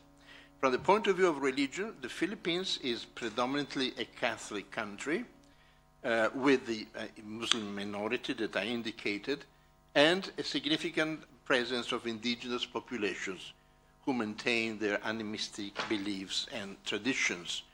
And there is also a very large portion of what are known as the mestizos, that means mixed race and mixed ethnicity individuals.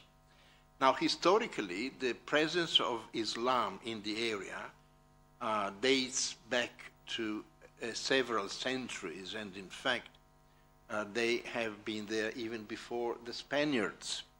It is interesting to note that the name that they give themselves, Moros, is a name that was given by the Spanish colonizer, which is then the Moors, the name that originally derives from Morocco. So it's also names have a great mobility. And there have been some Moro sultanates in the south of Mindanao and on the islands.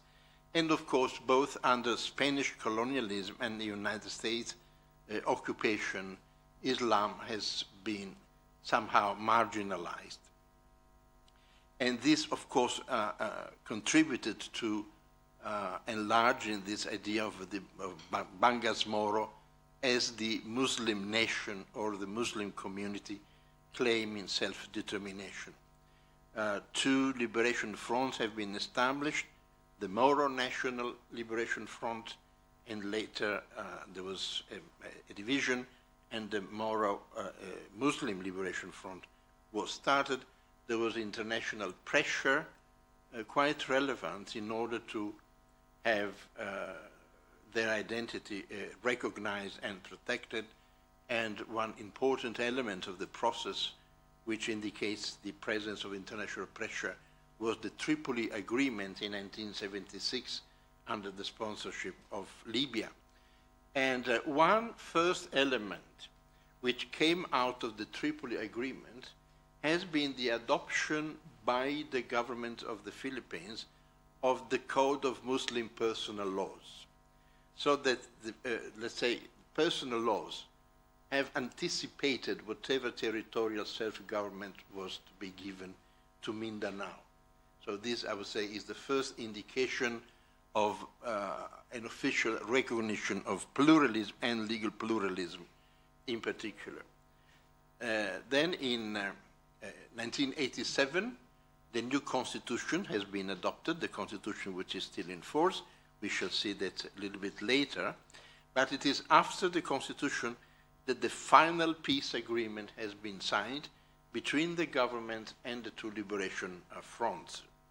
There was a memorandum of agreement also on ancestral domain, which is, of course, one of the indications of the cultural dimension of the liberation fronts. Now, these are the facts very roughly, but I think it may be sufficient in order to appreciate the following part of my presentation. So, let's see, to what extent is the Philippines Constitution open to acknowledging pluralism, and in particular legal pluralism? We had to take into consideration the existence of two minority groups. One is the Muslim community, and the other one is the indigenous population. The Constitution has one very short and apparently naive provision. It's Article 2, paragraph or section 22, which says the state recognizes and promotes the rights of indigenous cultural communities within the framework of national unity and development. Now, the use of indigenous is not, let's say, technical, because it refers to the Muslim community as well. Anything else is in another part of the Constitution. There's no other recognition of Islam in the Constitution, with the exception of the chapter of the Constitution dealing with local government. And I think this is interesting because it shows to what extent the dimension of self-government absorbs, so to speak, the rest. In 1997, there has been enacted to recognize, promote, and protect the rights of indigenous cultural communities. They created a National Commission on Indigenous Peoples. So in a way, indigenous people chronologically have been given a status even before, with the exception, of course, of the Code of Personal Laws. So we have two minority groups, and we have two tracks of regulation for each one of the two communities group. And the two tracks are, one, a track dealing with freedom of religion, which is inclusive of enforcement of religious law, in the case of the Muslim community, and of chthonic law in the case of indigenous community, and territorial self-government. So a double track. And it is interesting because if you put together the two perspectives which I indicated, you see that the 1987 Constitution of the Philippines does incorporate the pluralist principle, although in a very soft way.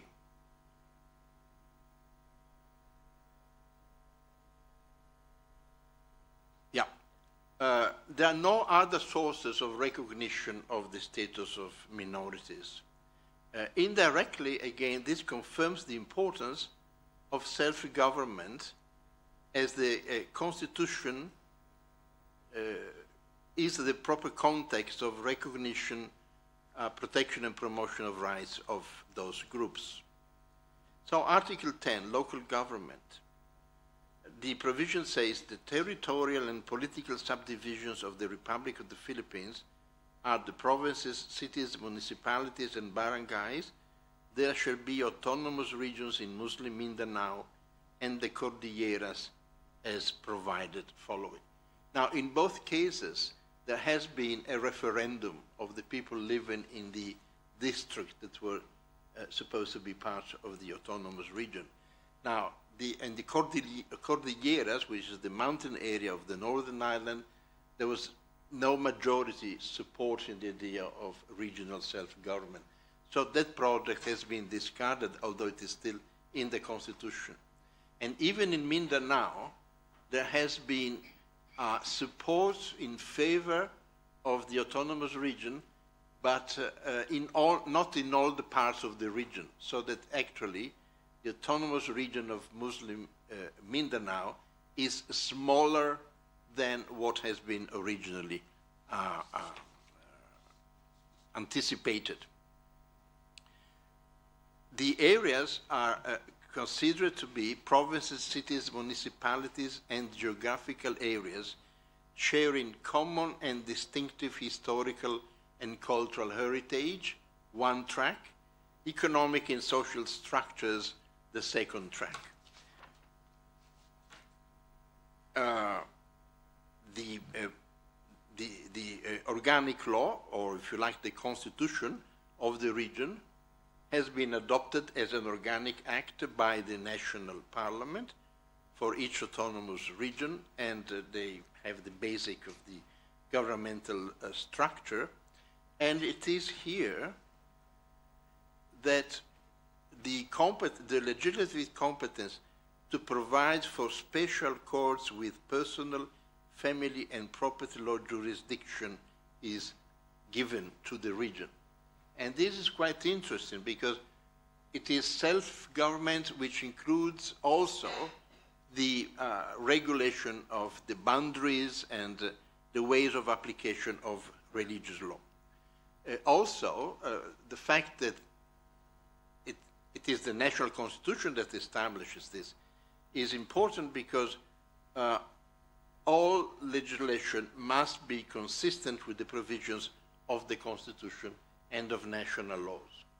Now, in other words, we are here in front of a typical example of soft legal pluralism. In other words, a pluralism which depends on the recognition by the state and not because of its own legitimacy. Let me say that in the new project, the Bangasmoro Basic Law, there is acknowledgement of jurisdictional autonomy also from the point of view of criminal law, but only for crimes of a smaller entity and penalties of smaller entity.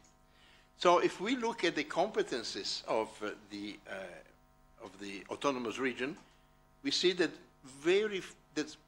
again, they reflect the double track, as competences include administrative organization, creation of sources of revenue, regional, urban, and rural planning development, economic, social, and tourism development on the one hand, and on the other hand, we have ancestral domain and natural resources, personal, family, and property relations, educational policies, preservation, and development of the cultural heritage.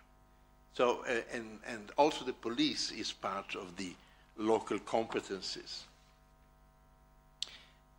In particular, it has been said, this a Filipino scholar, Bacani, has elaborated the concept of ethno-territoriality as a consequence of the arrangement which I indicated, and he gave this definition: ethno-territoriality is explained as territorial control linked to ethnicity. It occurs when a region is explicitly created as a homeland for an ethnic group, or when a minority group constitutes a large majority of the population of an autonomous state structure and perceives it as its own.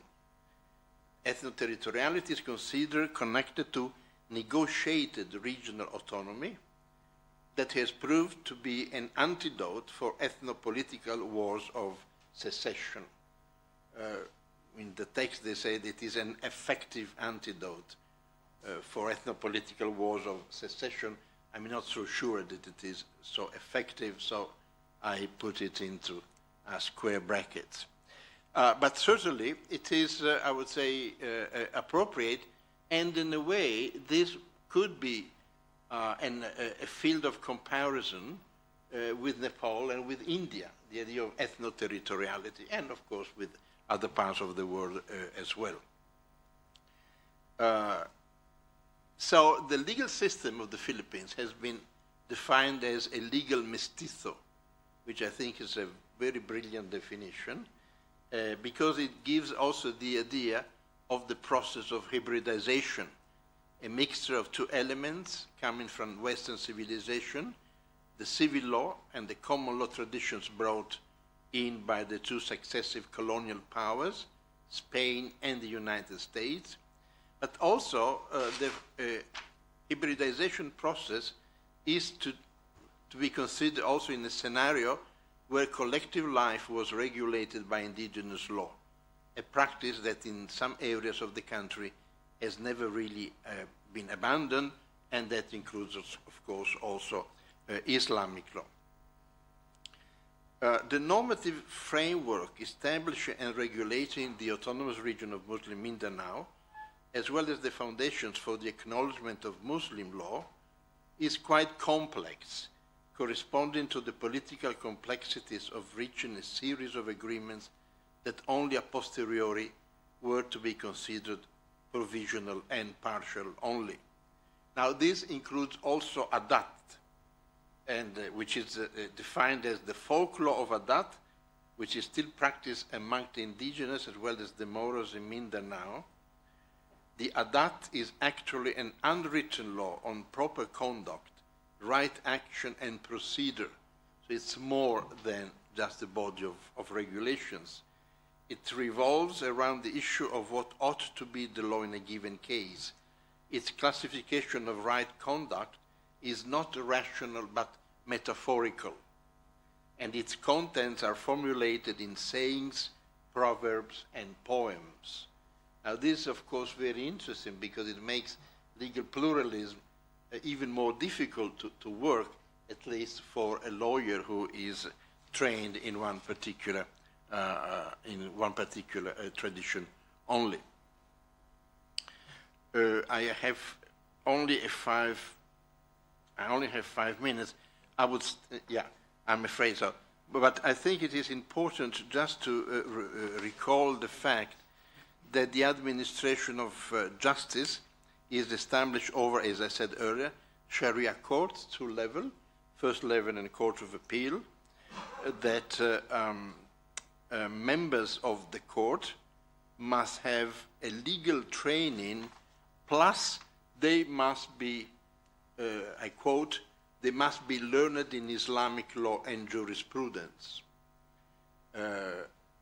Parallel to Sharia courts, you have also tribal courts, but we said not to mention furthermore tribal courts.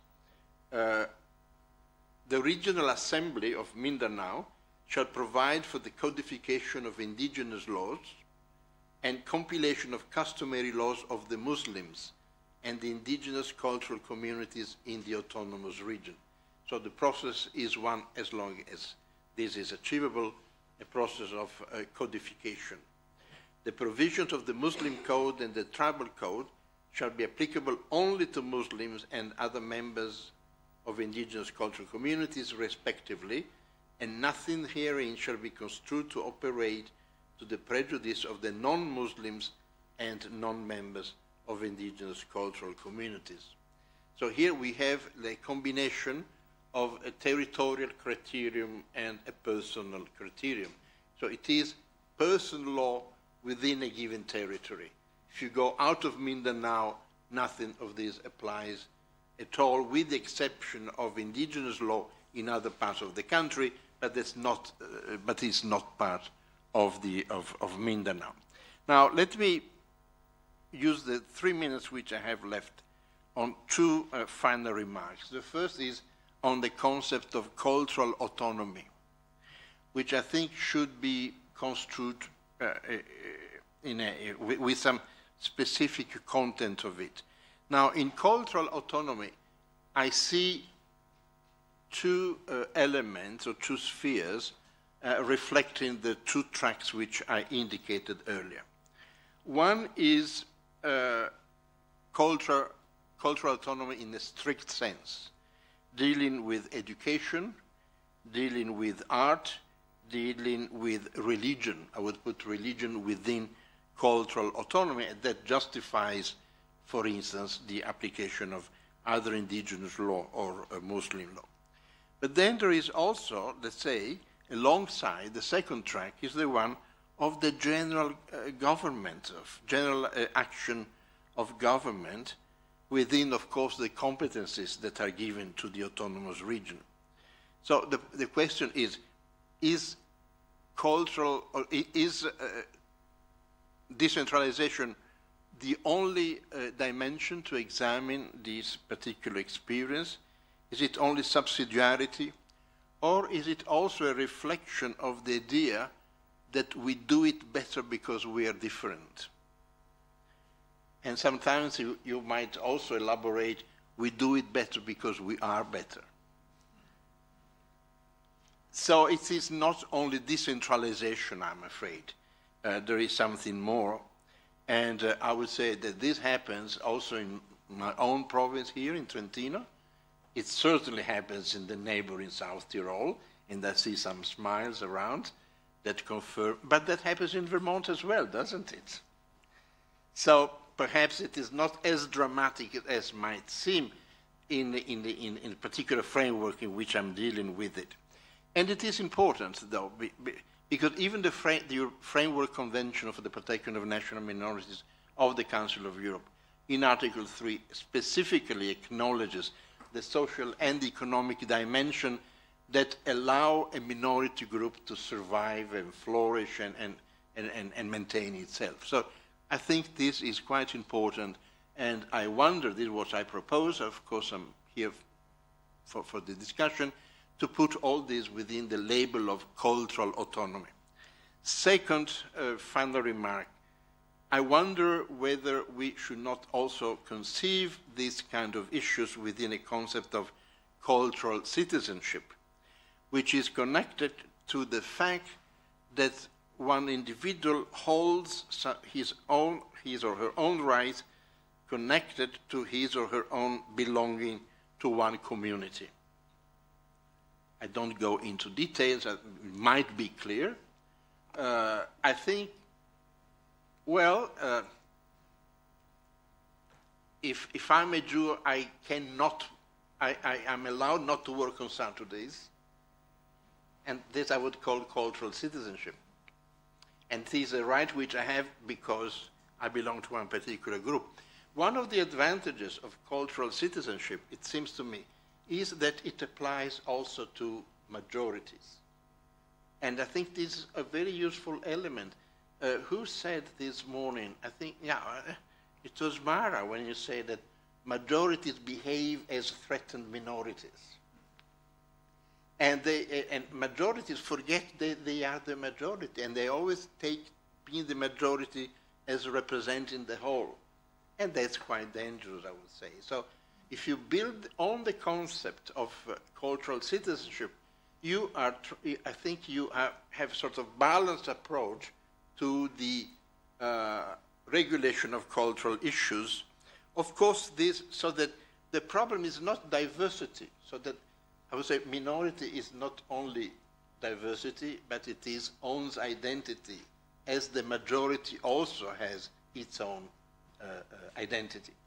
So these are just hints. Of course, all this will have a reflection, for instance, on the notion of nation.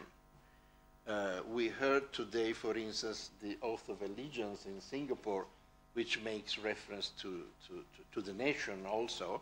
And I wonder also if the concept of nation in Europe or in the United States is the same as in Asia. And eventually I wonder whether do we need the concept of nation or not. Perhaps it is too generic and confusing a concept that we have never reduced to a legal definition, because the nation is not a legal concept, it is a political, philosophical concept, which nevertheless the law does use and apparently cannot help doing without it. So I think that the Philippines can give a contribution to going into these two concepts of cultural autonomy and cultural citizenship. Thank you very much.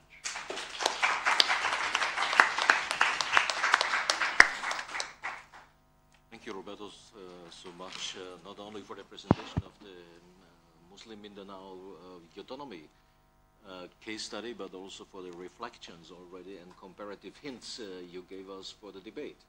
So basically, you have started already the debate, the comparative debate, and I'm nevertheless very happy now to give the floor to Professor Pasquale Viola as a discussant. Unfortunately, I'm not a professor, but it's okay. In Austria, everybody is a professor. Really? So I should move in Austria. Thank you, sir. I will try to be really, really short and open just for opening the debate. But please give me just 3-4 minutes, just for a very fast comment. So when I was invited as first, I tried to define this concept of minority. And so I tried to find the roots of this concept, no? In a very simple and easy way. There are also students here. So if you think about a minority, the first thing that comes to your mind is the number of people. So the first task is to conceptually divide the elite from the minority. And I just use now the words of Professor Toniatti when he said, majority forgets it is a majority sometimes. So this is the point. So in thousands and thousands definitions of minority, I was able to trace back a sort of definition that can be useful and was useful for me to understand this concept. So minority is a group of people who are singled out from the others in the society in which they live for differential and unequal treatment. So this treatment is also characterized by three elements: suffering, discrimination, and subordination. So only if we focus on this definition, so we can divide the concept of elite from the concept of minority. And of course, also listening to all the presentations this morning, I realized that minorities, of course, they involve all aspects of the life. So religion, ethnicity, sexual orientation, and others. So moreover, if we try to just in a pragmatic way define a minority, in a very practical way, just to draw the borders of a minority group, we can find inside this minority group another minority group, and so on. So we can have minorities inside minority. So when I was thinking about this, I thought about a biological, how to say, it is called karyokinesis. So when the cell divides itself several times, so the same is for minorities. It's the same process. So there is a minority inside a minority, and so on. So I realized that I was thinking about individual rights, but through group rights. So it was a sort of paradox, but it was. So on the legal and political field, of course, other questions arise, especially about pluralities of pluralities and others. But I'm sorry. And also, I was thinking about affirmative actions, and also to some critiques about affirmative actions, like tokenism, or when affirmative actions are made just to, to be sure that that minority will not create problems or issues or clashes to the establishment, And there is also another use of minorities, and this is the use of minorities made by the establishment, and so it's a sort of distortion and misuse of minorities when the establishment create and use them for other aims, and also in an arbitrary way. For example, in Nepal, I was reading the Mara Malagodi's paper, of course, the gerrymandering, so the creation of different the creation of different electoral constituencies is a very huge problem in Nepal, but also in other places, for example. But I think it's time to start with some questions. Otherwise, I became really boring. So, to Jacqueline Nio, it's really brilliant and impressive your way to show three different experiences, like Malaysia and Myanmar and Singapore all together. But anyway, I tried to find a sort of red line among them, and it was really, really hard. And in fact, I could find only one red link we can between Malaysia and Myanmar, Malaysia and Singapore. Sorry. So as you wrote also in your paper, the one I think secularism without liberalism. So you describe Singapore as authoritarian or fundamentally undemocratic, but it was able to manage diversities, especially the religious one. So I also went into some reports from UN especially regarding the relationship between economy and minorities, especially in Singapore and in Malaysia. So when there is a diversity in management among these minorities, only to related to a sort of crony capitalism or related to public investments, especially in Malaysia. So do you know something about, can you just show us about something about this? Thank you. Then can I continue with other? Yes. So, sir, Professor Toniatti, I try to follow the conclusive question that you made. So the Philippines is a constitutional republic with a presidential system and governed as a unitary state with the exception of the autonomous region of Muslim Mindanao. Also in the past, there have been attempts to change the government to a federal, unicameral, or parliamentary government. But all these experiments, also after the Bengas-Moro experiment, and I also find this proposal by Pimentel to include a Malaysian administered the territory of Sabah as a sort of Philippine federal state, so just to englobe it inside the Philippines. So do you think that an asymmetrical federalism can be the most feasible way for a good governance of Philippines?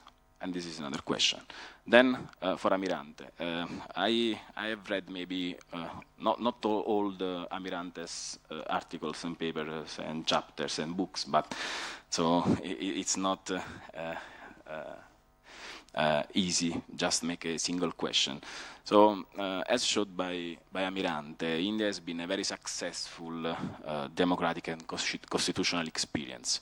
So democratic experience in Asia.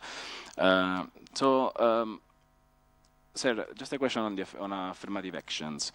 Any affirmative action granted to a minority became an instrument of power for the majority inside this minority. Also, this is linked to what I was saying before. An example maybe can be useful to describe this. So if there is an affirmative action for Nishi people in the Northeast, then this affirmative action will be managed according to the division inside this ethnic group. So is there any provision in the Constitution or acts about this? And then another question, is the Indian state, in this case state-nation model, exportable in Asia in a non-liberal context? This is the question. So not in democratic context, but in liberal context. The same for what that I made for Amirante works also for Malamala Godi, that I've met only 1 hour before, but I've read a lot about her works. And when she talked about the panchayat system, and also when I read for the first time her chapter, her paper for today, so I remember the Royal Proclamation of King Mahendra in 1960. So I found this quote inside the 1967 thesis at the University of Arizona. So you can imagine. And this Nepal must have a political system in keeping with the Nepal's culture and tradition. It had to be a Nepali system, not one copied from another nation. And so now they are trying to merge these autochthonous elements with the imposed global values. This is also I hope to not be wrong on this. Is it right? So I agree, of course, with her methodology, and I've tried to apply it to my works also. And but there are just 2 questions. So for some scholars, the process of Hinduization started with Jung Bahadur, and after the first Muluki Ain, the first code. So after the Muluki Ain, Hinduization became a synonym of Nepalization, creating the symbolic foundation for Nepal. So now, do you think it is possible to find in the recent events a will to create a new symbolic foundation for Nepal, especially after the revolution? And the second question, so in your paper you quoted King Prithvi Narayan Shah when described Nepal as a garden of all sorts of people and thus recognized and celebrated the nation's diversity. So due to the existence of this diversity, can you think that multiculturalism can be the new fundative myth of the new Nepal? This is the question. Thank you. I hope I was clear. Was I? Sure? Yeah. Thank you.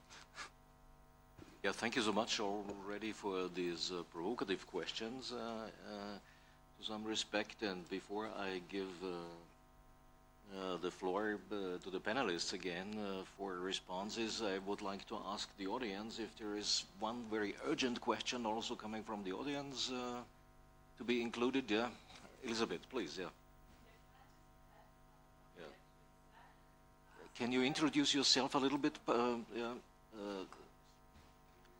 So that we get a clue. Yeah, thank you. I'm Elisabeth Alber from the URAC research, and I deal, among others, with some issues on Myanmar, where I have been also working physically with different stakeholders. So my question would just be a follow-up on what he said on the economy issue, which actually, to my knowledge, is extremely salient in Myanmar, as you have not been referring to Myanmar, because first of all, it's extremely rich of natural resources, which are mostly placed in the territories, peripheral territories, which are still under civil war or difficultly accessible. So on the one hand, I see all these federal narratives coming up in Myanmar, and on the other hand, it's federal narratives, as it was said, which are linked to ideas, to identity, to issues. We want to know what a federal concept is, but less to the hard facts of the economy, actually. Thank you so much. Then I immediately give the floor to you for quick responses to the questions addressed to you. Okay, thank you. This is very interesting. I'm really glad that you brought this up. Of course, the economy and how majority-minority relations turn out have been very salient in Singapore, Malaysia, and Myanmar as well. So let me maybe raise 3 points. One, if you recall, I mentioned that part of the colonial legacy is the bringing in of labor, migrant labor to Malaysia and Singapore. And this also meant that from a very early stage, there was division of labor that was very much ethnically identified. So you had Chinese working in tin mines, the Indians working on plantations, and the Malays held political power. Now in Malaysia, let me just talk about Malaysia first. In Malaysia, this meant that also that the Chinese became more involved in economy, they became businessmen, they ran businesses, and they were very much involved in a lot of commercial activity. I'm drawing broad generalizations, but and then the Indians continued to work on plantations, they were mostly workers, and the Malays were considered to be, the Malay elites would cooperate with the British colonials, and they would wield political power, but by and large, many of the Malay communities would live in villages, and they were basically sort of subsistence farmers. Now, this division became a huge issue when Malaysia became independent, because it was considered that even though, and this goes back to Mara's point about marginalization versus majority, because the Malays were in the majority, but they were economically marginalized as compared to the Chinese, who had by then sort of acquired more wealth. So the Chinese were considered to be economically more advantaged, and that's also what featured into the consideration about why Article 153 of the Constitution had to be drafted in, which allows for reservations of licenses, reservations of certain privileges to the Malay majority. So affirmative action in favor of the majority was understood from the perspective of their economically disadvantaged status. Now, there's a magic number in Malaysia, it's 30%. The Malays, so the idea is that we would have affirmative action until the Malay community as a whole would own about 30% of the GDP or economy. There are studies that suggest that we have exceeded this 30%, but these are very controversial, and they tend, every time a study comes out that suggests that the Malay community has actually advanced economically, the government will come out and say, no, fake news. So this has been very controversial because if you say that we have a target, then for which affirmative action policies are supposed to arrive at, if you say we've already arrived at the target, that means you have to get rid of the affirmative action policies, and this is politically very problematic because it means that no government, no political party wants to get rid of the affirmative action policies because it means that they might lose political support. As for how this affects minorities, I suppose the fact is that these privileges have actually been expanded to also include places in universities. And which means that if you're from a minority group, it can be very difficult to get into public universities in Malaysia, especially in the very popular faculties such as law and medicine. So this is, if you like, a sort of reverse of minority protection. It's actually majority protection in Malaysia. That's sort of a long, big point about that. But going back to Myanmar, so maybe I'll just talk about the second point, which is that the economy is also very much linked to now a religious economy, which means that, again, you have privileges for the majority. There's a very strong emphasis on supporting Islam because Islam itself has become a very lucrative religious economy. The religious bureaucracy in Malaysia has a budget of 1 billion ringgit every year. There's a very, very large budget. And they also have a lot of resources because they collect taxes, they collect inheritances. They also administer a lot of religious trusts. They administer halal certification. And I've been told recently, I hope this is not true, but I'm not really sure, but you know, with Malaysia, many things are possible, that they are also going to give halal certification for medical instruments. Medical instruments also now have to be halal, and so on. So, of course, this also is by itself a huge economy because then you have taxes, you have income, and so on. So this then becomes linked, in Malaysia at least, to the perpetuation of majoritarian privileges. So that's my second point. And thirdly, resource management is, of course, an important question in federalism. Ultimately, a lot of what is happening is about who controls resources. This is the case even in Malaysia, which is a federal state, but for the longest time has been very much centralized. So Sabah and Sarawak, which are the Borneo states, today want more autonomy. They want more autonomy because they say, look, we are resource-rich states. They are they have large swaths of timberland, land for timber, but they are the there are two poorest states in Malaysia are Sabah and Sarawak. Even though you have oil off the coast of Sarawak, you have a massive tourism industry in Sabah. They are the two poorest states in Malaysia because all of the money is funneled back to the central government. And so the two greatest demands today from Sabah and Sarawak is decentralization and greater autonomy over resource management. In fact, Sarawak, because the current central government is so weak, that's why next Wednesday is a huge problem because if they win, then we're going to see a lot of issues. But they are depending on Sarawak and Sabah for a lot of political support. And so what Sarawak has done is they have basically just absorbed more powers for themselves, appropriated more powers for themselves, regardless of what the central government thinks, because the central government needs them. So they've even started their own petroleum company and required the central government's petroleum company to cooperate with them.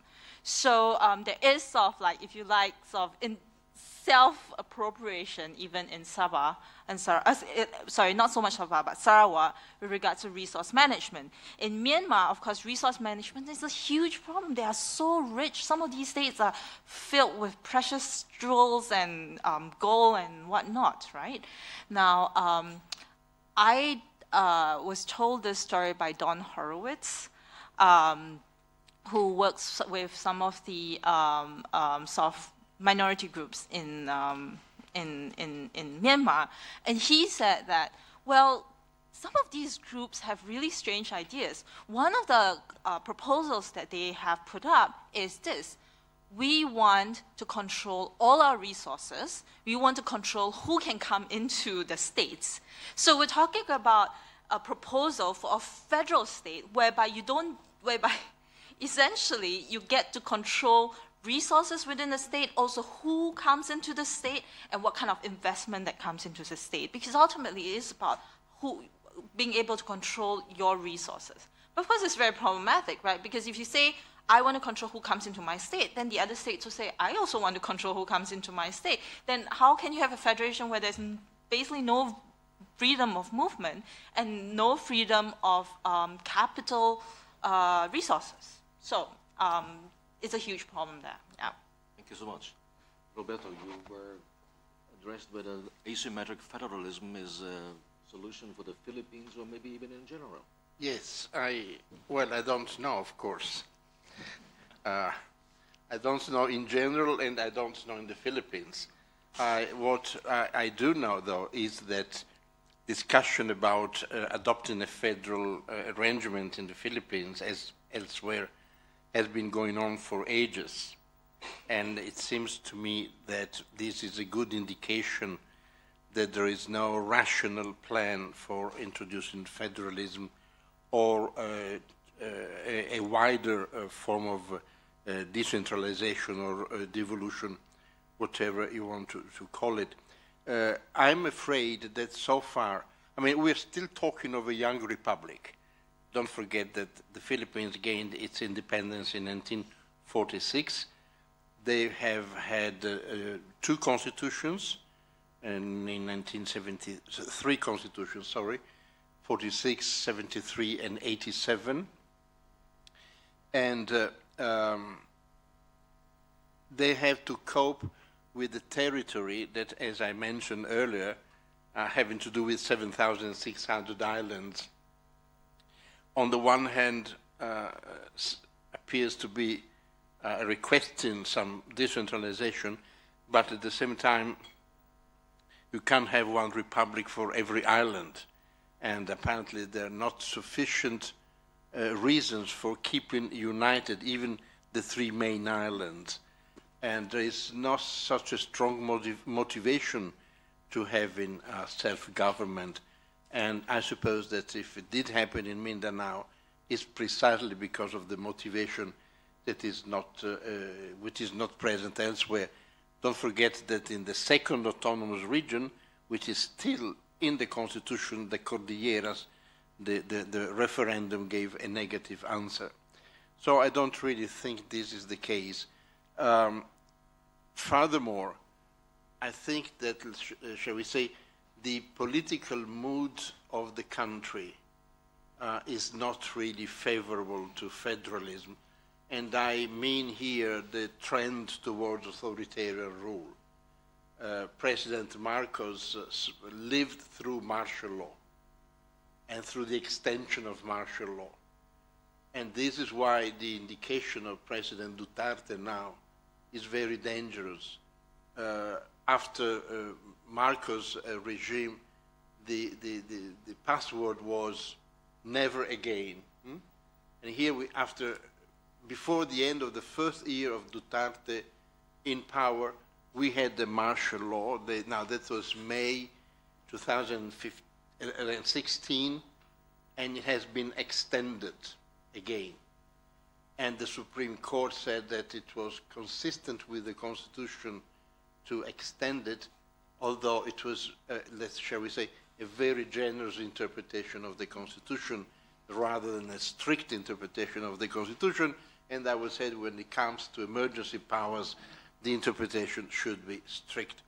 Now, at the moment, martial law is also a continuation, although it is related, as I said, to some terrorism, it is related also to the practice of President Duterte on the war on drugs.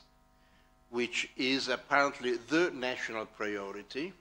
The police is given free hand on whatever they may do with dealing with drug traffickers, and so far there have been around 5,000 deaths due to, shall we say,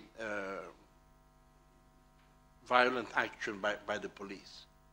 So when you have this trend, it is very difficult to think that federalism can be a shield of protection of one areas. Yes, yes, exactly. Well, in fact, there are always some human rights experts of the United Nations requesting, there's a different change in attitude.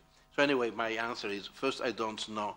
I don't think this would be the case. The context doesn't seem to be appropriate.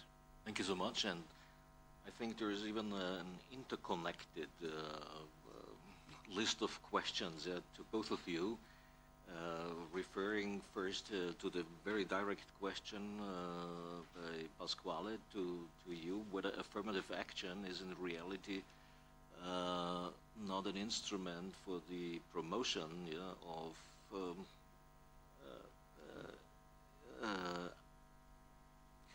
cultural groups in general, but more an instrument for divide and rule, which is connected maybe to your concept of a hierarchy of belonging. So is affirmative action not the solution, but the problem we have to deal with? Yeah, please, yeah. Yeah, in fact, I had two very different questions. So I will answer first to the first one, that is on the state-nation model, and then I go to the affirmative action, so you can continue on the same line. Before answering if the state-nation is exportable in non-democratic countries, I should explain a little bit what is the state-nation theory, because it's not very well known. It's the state-nation theory is a theory that is explaining and proposing a new model of state that is based on opposite lines with respect to the nation state. It needs 2 or 3 main features. It has to be founded on the recognition of different identities and cultures within within a state, and secondly, it must be based on asymmetric arrangement, be it federal or regional or whatever, but there must be asymmetry. The people inside this state must recognize that certain regions need more autonomy than other regions. So that's the basic pact of the land, the basic law of the land. Third one, it must be a very open political system. So one of the rules must be a parliamentary system. And so the most of the non-democratic countries, maybe they are having presidential systems or even monarchy. So I don't think, starting on the premises of this model, it can be very much applied to those countries. So that's the first answer. Of course, this kind of model could develop democracy in a non-democratic country if it was applied, but this is simply a theoretical hypothesis, because if there's no need to apply it, it will not be applied. So it's just a theoretical hypothesis. Then for affirmative action, I think we have to differentiate and to study. I was very pleased to hear in Mara's speech about the importance of the historical background and to study constitutional history. It's very important. mostly for Europeans. We don't know very much the constitutional history, even the history of Asia. And the constitutional history is very important to understand models, to understand differences between, for example, Nepal and India, why they are so different. Also, Pakistan and India, because they have a common geographical and racial background, so why they developed so differently. So constitutional history and political history are very, very important, also for understanding affirmative actions. Because as Upendra Bakshi says, affirmative actions are a sort of catharsis of the Indian constitution with respect to what had happened for ages and ages before the creation of this constitutional document. He applies the same metaphor also to public interest litigation that came in the end of the 70s after the Indira Gandhi period, no? Sort of catharsis against the authoritarian way of managing power by Indira Gandhi. So this is very important, because I think this was the main aim of introducing affirmative action and of describing also within the Constitution the existence of scheduled castes, scheduled tribes, and OBC. There is a very important reason, because it might seem contradictory. Article 17 ban untouchability, doesn't exist anymore. So why to speak about castes, about backward castes, and so on? And the answer is that in democracy, to realize a social democracy, the Indian Constituent Assembly thought that formal equality was not sufficient. So you had to name problems in constitutional terms, so speak about untouchability, speak about even the constitution in India speaks about the access to wealth, the access to bars, to restaurants, and so on. So it's very, very specific in this term, because only by declaring that there was this a problem and there was this imbalance in the society, you can overcome it. So that was the main reason that led to this ambiguity for us, ambiguity of the Indian Constitution of abolishing untouchability and then giving special special constitutional provision, creating special constitutional provision for the untouchables and for the disadvantaged classes. So this effect of catharsis is the main reason. Of course, a different problem is what comes after that, of course, because affirmative action can be used and are used by the elite, by the majority, to define and to manage, maybe. That there is an ample literature in Indian constitutional law and also political science about how affirmative action is a sort of management of lower classes. Define them, frame them, and keep them quiet. And it's also, but this is one aspect. The other aspect is that it has other effects on the political system, for example. To give reservation to scheduled tribes, castes, and so on has also provoked a change in the political system that has created the space for a series of political parties that are political, called the Dalit parties, the parties of the backward classes, that have gained momentum in the Indian political scene, and they have ruled entire states. For example, Uttar Pradesh, having now 200 million people, has been ruled by Dalit parties for years and years, for decades. and different also. Uttar Pradesh has different Dalit parties that are competing between them. So this has created a new space, and for example, some European scholars like Christophe Jaffrelot, a French political scientist, say that this space open to backward classes created the premises for the real silent revolution of India, capable to bring into power the Dalit parties. No? So that's another effect of affirmative action. So of course there are possible problems, but also many possibilities that arise from affirmative actions. But we have to think that the historical reason was this sort of catharsis that the constituent has been wanted to create. So I think the situation is quite different from what happens in Nepal. So I leave to you. Right. So to start from thank you.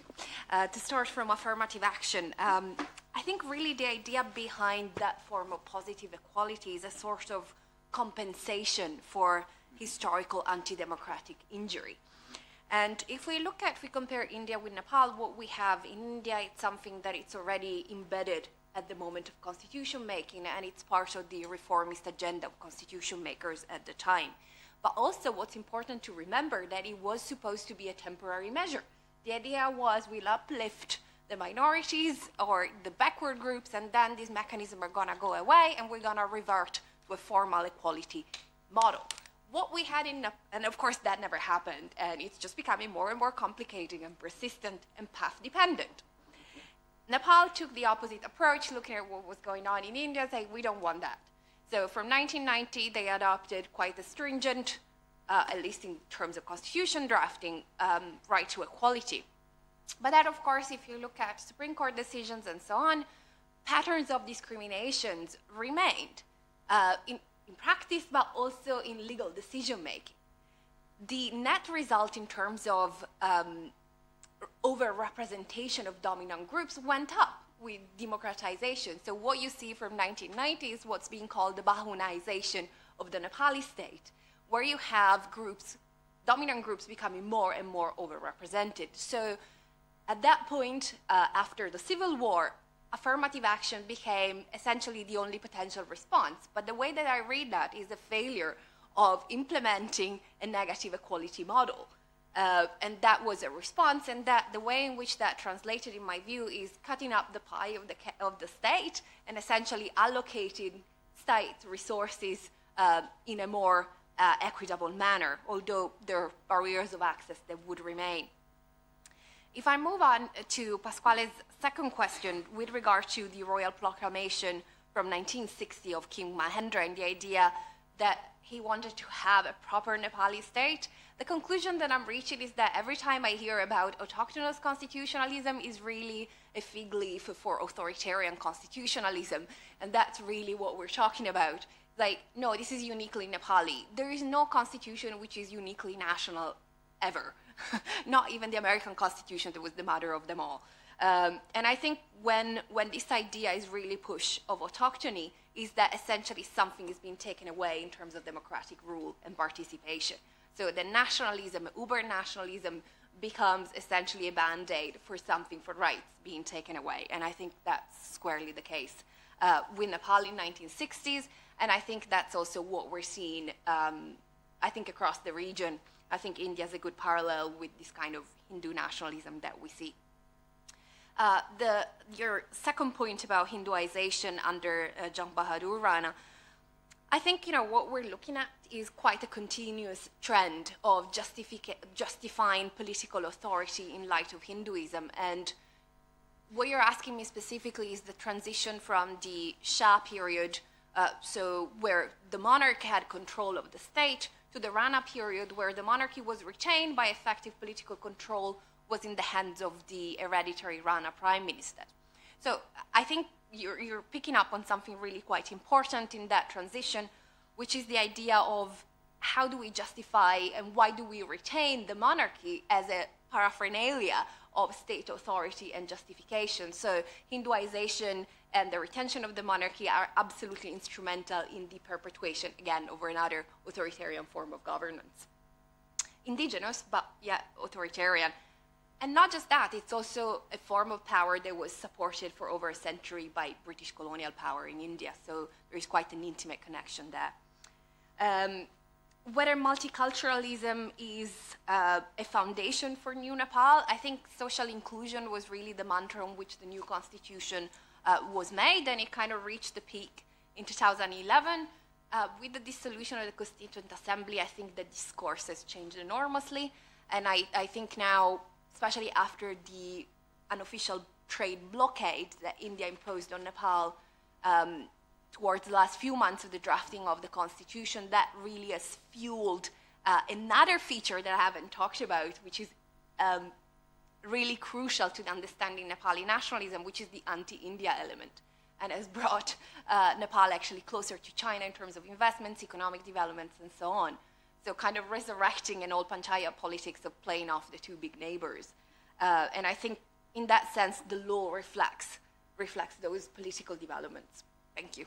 Thank you so much. And now it's really time to ask you for your participation, for short questions and or short comments. Who would like? Yes, Mr. Fischer, please.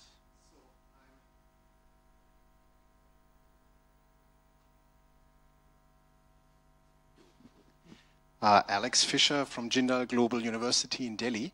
I'm also on the program. I have a question. My first question would be for Professor Neo.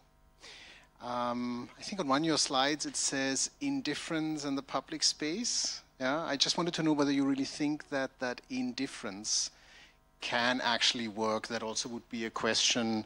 I mean, don't we have to expect conflicts which need to be managed, and at that point of time indifference or neutrality will sort of go out the window? Yeah, is it actually conceptually possible? And a question for Professor Amirante, negotiation without change, and I'll touch upon this tomorrow also a little bit in my paper. No, negotiation without outcome. Yeah? Isn't the purpose of the negotiation in India to just negotiate? Yeah? It doesn't lead anywhere, it doesn't produce anything. Yeah? It just keeps everything open constantly. And what does this tell us about minority rights? And then maybe just to provoke you a little bit, at what point of time does ethno-territoriality become an ethnocracy? Yeah. Okay. Again, this would require 2 additional days of the seminar, yeah. Any other? Please, yeah. That's a question for Professor Toniati. I wonder if you could say a few more words about how proverbs and wise sayings function within the legal system now. Me is asking.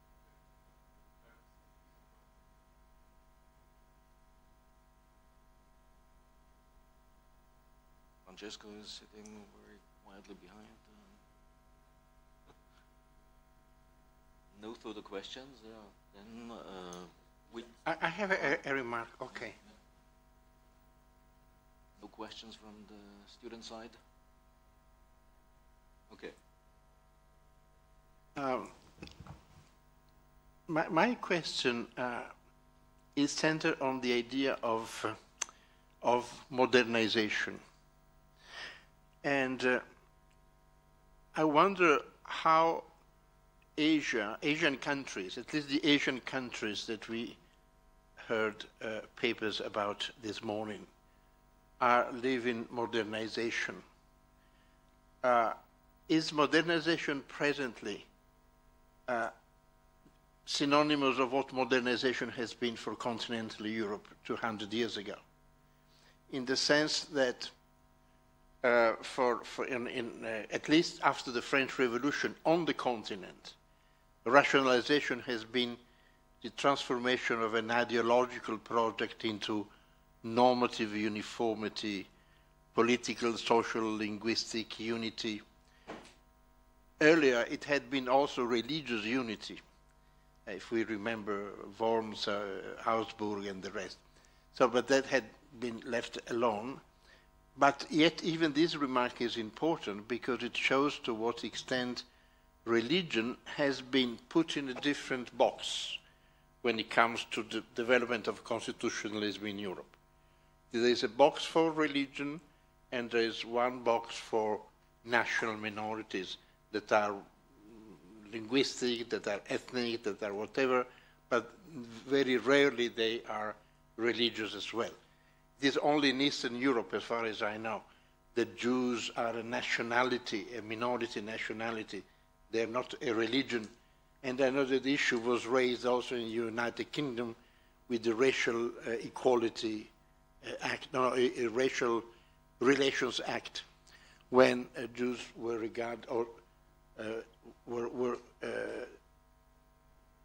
possibly be regarded as a racial group rather than as a religious minority.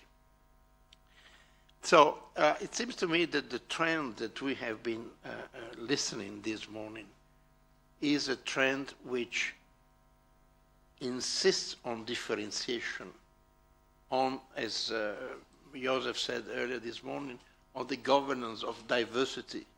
In other words, modernization, which is a process which is going on in Asia, is very different from the point of view of dealing with the notion of diversity. Now, would that be the case? I think this would be quite interesting because it indicates that there is an authentic Asian model of developing constitutionalism, which is not the European model any longer. It seems to me that perhaps only Singapore is indifferent to religion just because balancing the different groups, the harmonious development of the different communities is the priority. But otherwise, we see that whether it is Buddhism or whether it is Islam, they always have to cope with diversity. They may be reluctant, they may not like to do it, but they never try to replicate the nation state model of Europe. And so I wonder if you would like to elaborate on this at all. This was more or less already your final statement, I guess. I'm sorry. No, well, no, but we have one additional question before I give the floor to the panelists back. Yeah. This is actually Trento Università. That's fine, thank you. My question is of more of a general nature. When I think of minority rights, I think on a more abstract level, it is related to the power relations between groups, or as Gramsci puts it, like hegemony. Something like hegemony between groups, not only like between individuals, but between groups in the larger scenario of nation state. So now my question is that when we think of constitutions as a document which furthers minority rights, how do we ensure that it does not result into further groupings, power groupings? And then my specific question is that should we approach these problems, minority rights issues, from the point of view of what Bellamy puts it as like political constitutionalism? Thank you. So now I really give the floor back to the panelists and the other way around. Yeah, and please, you have. Sure. Just a quick response to Roberto's point about modernization. I'm not quite sure that I would frame the difference between Europe and Asia in terms of modernization and engagement. I mean, especially if we look at the kind of moments that we're undergoing. I mean, I'm flying in from Brexit Britain. Trump is being elected. Ireland is having a referendum on abortion. And I think, especially for Ireland, if I look at the constitutional form, aside from the political context, we're looking at a very clear role of religion in those kind of transformations. So I'm not sure that I would characterize that in that way, I think. And also, I think in the way that we imagine ourselves as modern in Europe, I think maybe I'm on the side of Bruno Latour that perhaps we'd never be modern. up to a point. And on the question of hegemony and hierarchies, I think that's really great. And I'm thinking about what Sumit Sarkar has written on groups. And I think the question of hegemony, and I think a lot of post-colonial theory tends to treat the state as the only site of hegemonic oppression. And I think it's quite important to deconstruct forms of oppression within groups as well. So I agree.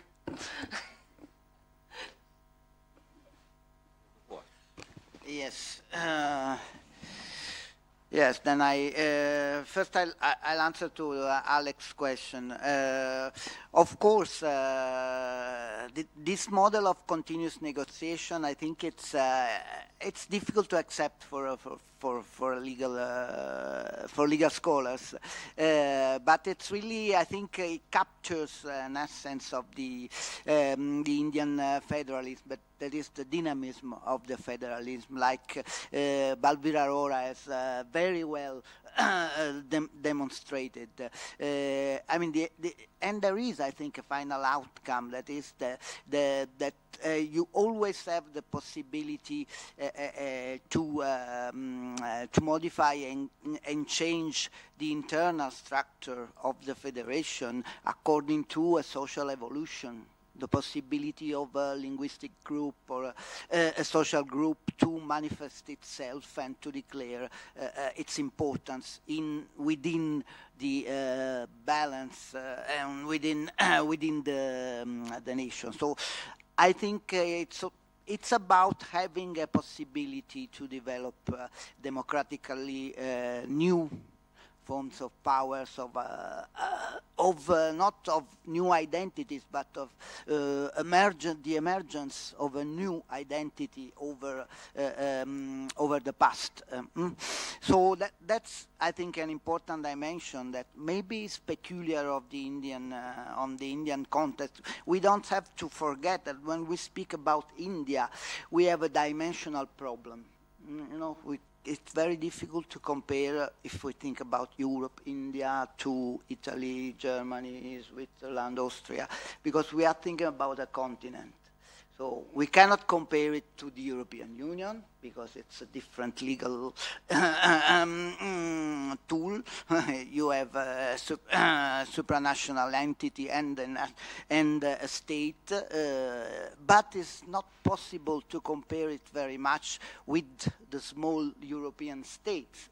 So that's a methodological problem that we always have when we compare India with the other states. Also that's one problem that underlines your question, I think. But I hope we will discuss more tomorrow when you are going to present your paper.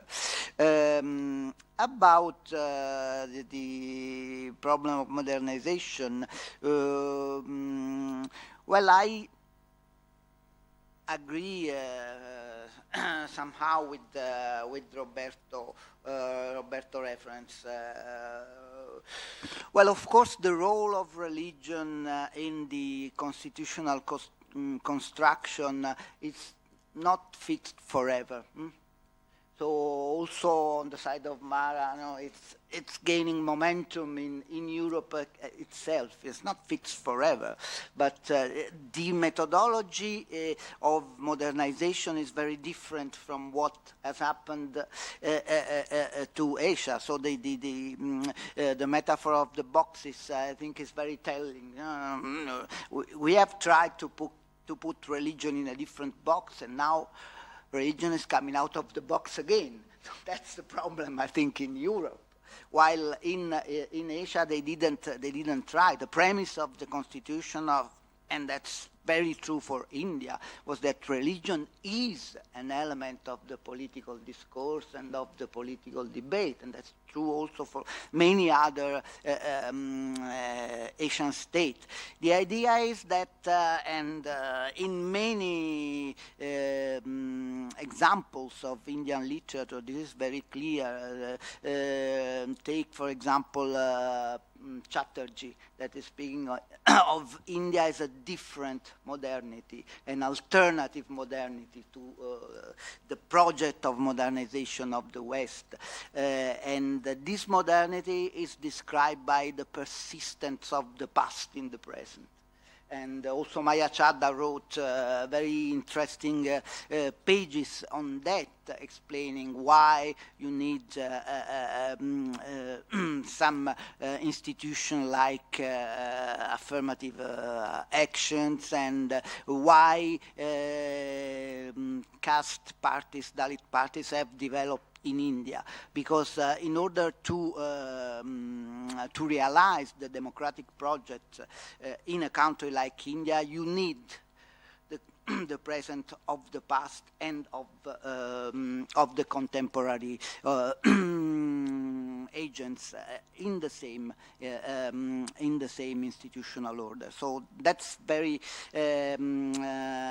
interesting, I think, and that's one of the main aspects that makes India so interesting, so crucial. Yes. So the short answer is no, I don't think that any public space can be fully neutral. But I think that we have to make a few distinctions. Let me make two. One is is actual versus aspired indifference. Or I think the term that is often used where this debate goes on is neutrality. So I think that constitutional approaches can aspire towards indifference.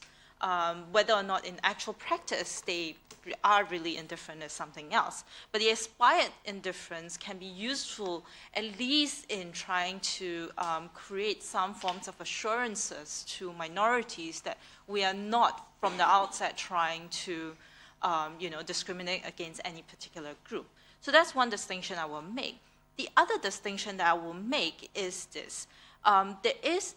Neutrality or indifference has to be determined. You have to think about what is neutral indifference in terms of who you are interacting with, in terms of the subject matter and in terms of the subject. So you can talk about indifference between, of the state towards religion. That is quite difficult in some ways, but you can also talk about indifference or neutrality among religions. So I think these two overlap, but they're not necessarily the same thing. So I've of course, talk about is Singapore. Singapore often proclaims that it is even-handed with regards to different religions. Now, to a large extent, it is true. But is it indifferent towards religion? It's not. In fact, it has a very strong, if you look at the political and judicial cases, the political approach and the judicial cases, there is a strong priority of state interests, sort of defined loosely under the rubric of religious and racial harmony, the priority of racial and religious harmony over any religious interest. So it's even a lexical priority of harmony over any religious interest, such that we have a whole range of laws that maintain religious harmony in Singapore. There's actually a statute called the Maintenance of Religious Harmony Act, which allows the government to issue sort of warnings, restraining orders against any religious leader, preacher, imams, anyone who says something that is sort of deleterious of, or that prejudices religious harmony in Singapore. So that restraining order can be issued even if you were speaking within your place of worship. Okay, from the pulpit, if you said something like, which has happened, this is an example that has happened, you said something like, Taoists and Buddhists are all worshipping false gods, you could, the government could issue a restraining order against you. So it's quite restrictive of religious freedom, quite restrictive of freedom of speech, but it's deemed necessary in order to maintain religious and racial harmony, considering that there is some overlap between race and religion within the context of a multi-religious and multi-racial society. So then I'll just very briefly, but we can talk about that, I can go on forever on this. With respect to Roberto's point, I think perhaps coming from Asia, I find it quite, I have difficulties understanding your question. And let me explain why. The question of modernity, I wonder whether it is the right way of trying to conceptualize Asian societies and Asian constitutions. Because the concept of modernity itself is a very European-centric idea. And so it's quite difficult, coming from Asia, to try to conceptualize what modernity in Asia, what is modernity within Asia. And so I think that there is more work that needs to be done in terms of trying to figure out what aspects of modernity can be used to understand Asia, and whether there is something within Asia that is not about modernity, that maybe this concept of modernity doesn't work, but that there is something that is happening within Asia that itself is contradictory, hybridized, and perhaps is sort of uniquely Asia. Thank you. Sure. Well, my assumption is that there has been a first wave of modernization that we in Europe experienced with the French Revolution, unity, uniformity, and whatever. But there is now a new wave of modernization, and from this point of view, I'm afraid, not that I like it, but I'm afraid that we have to manage a new wave of modernization. So that, in other words, the post-French Revolution model is not appropriate any longer for the kind of society we live in. I repeat, I'm an intellectual son of the French Revolution. I would love the world to be that way, but it just is not that way. So and that's why we need models, we need references, and I think that we have to face that. Now, thank you very much for the question. Of course, you're right. Ethno-territoriality may develop, and I would say may involute into ethnocracy, which means that ethno-territoriality may be the source of the worst nationalism that you can think of. I very much enjoy, and in fact I apply it in particular to Asia, the idea of cosmopolitan constitutionalism, in which the source of legitimacy is twofold.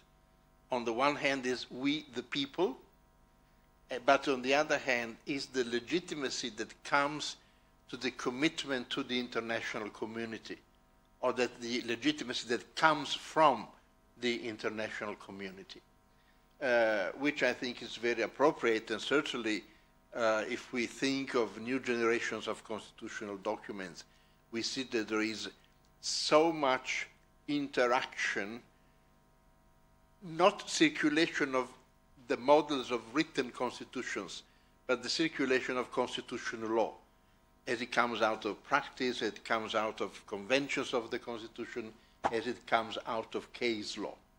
So from this point of view, the second source of legitimacy of a constitution is its capacity to interact with the international community. And from this point of view, we are just in the opposite direction from ethnocracy. But at the same time, we have to acknowledge that in ethno-territoriality, there is a strong energy. There is a strong foundation of a civic commitment that produces outcome. And it may be very different now, in different contexts. But certainly I would not invest all my hopes in ethnocracy or in ethno-territoriality. At the same time, I really think that only having competences without the cultural motivation to make the best use of those competences is not sufficient. So some degree of balanced ethnocracy, of ethno-territoriality without necessarily going into in ethnocracy is necessary. Of course, it is not something that the lawyer can measure. But still, I think in the name of pluridisciplinarity, which has been raised a number of times today, we just must be aware of it.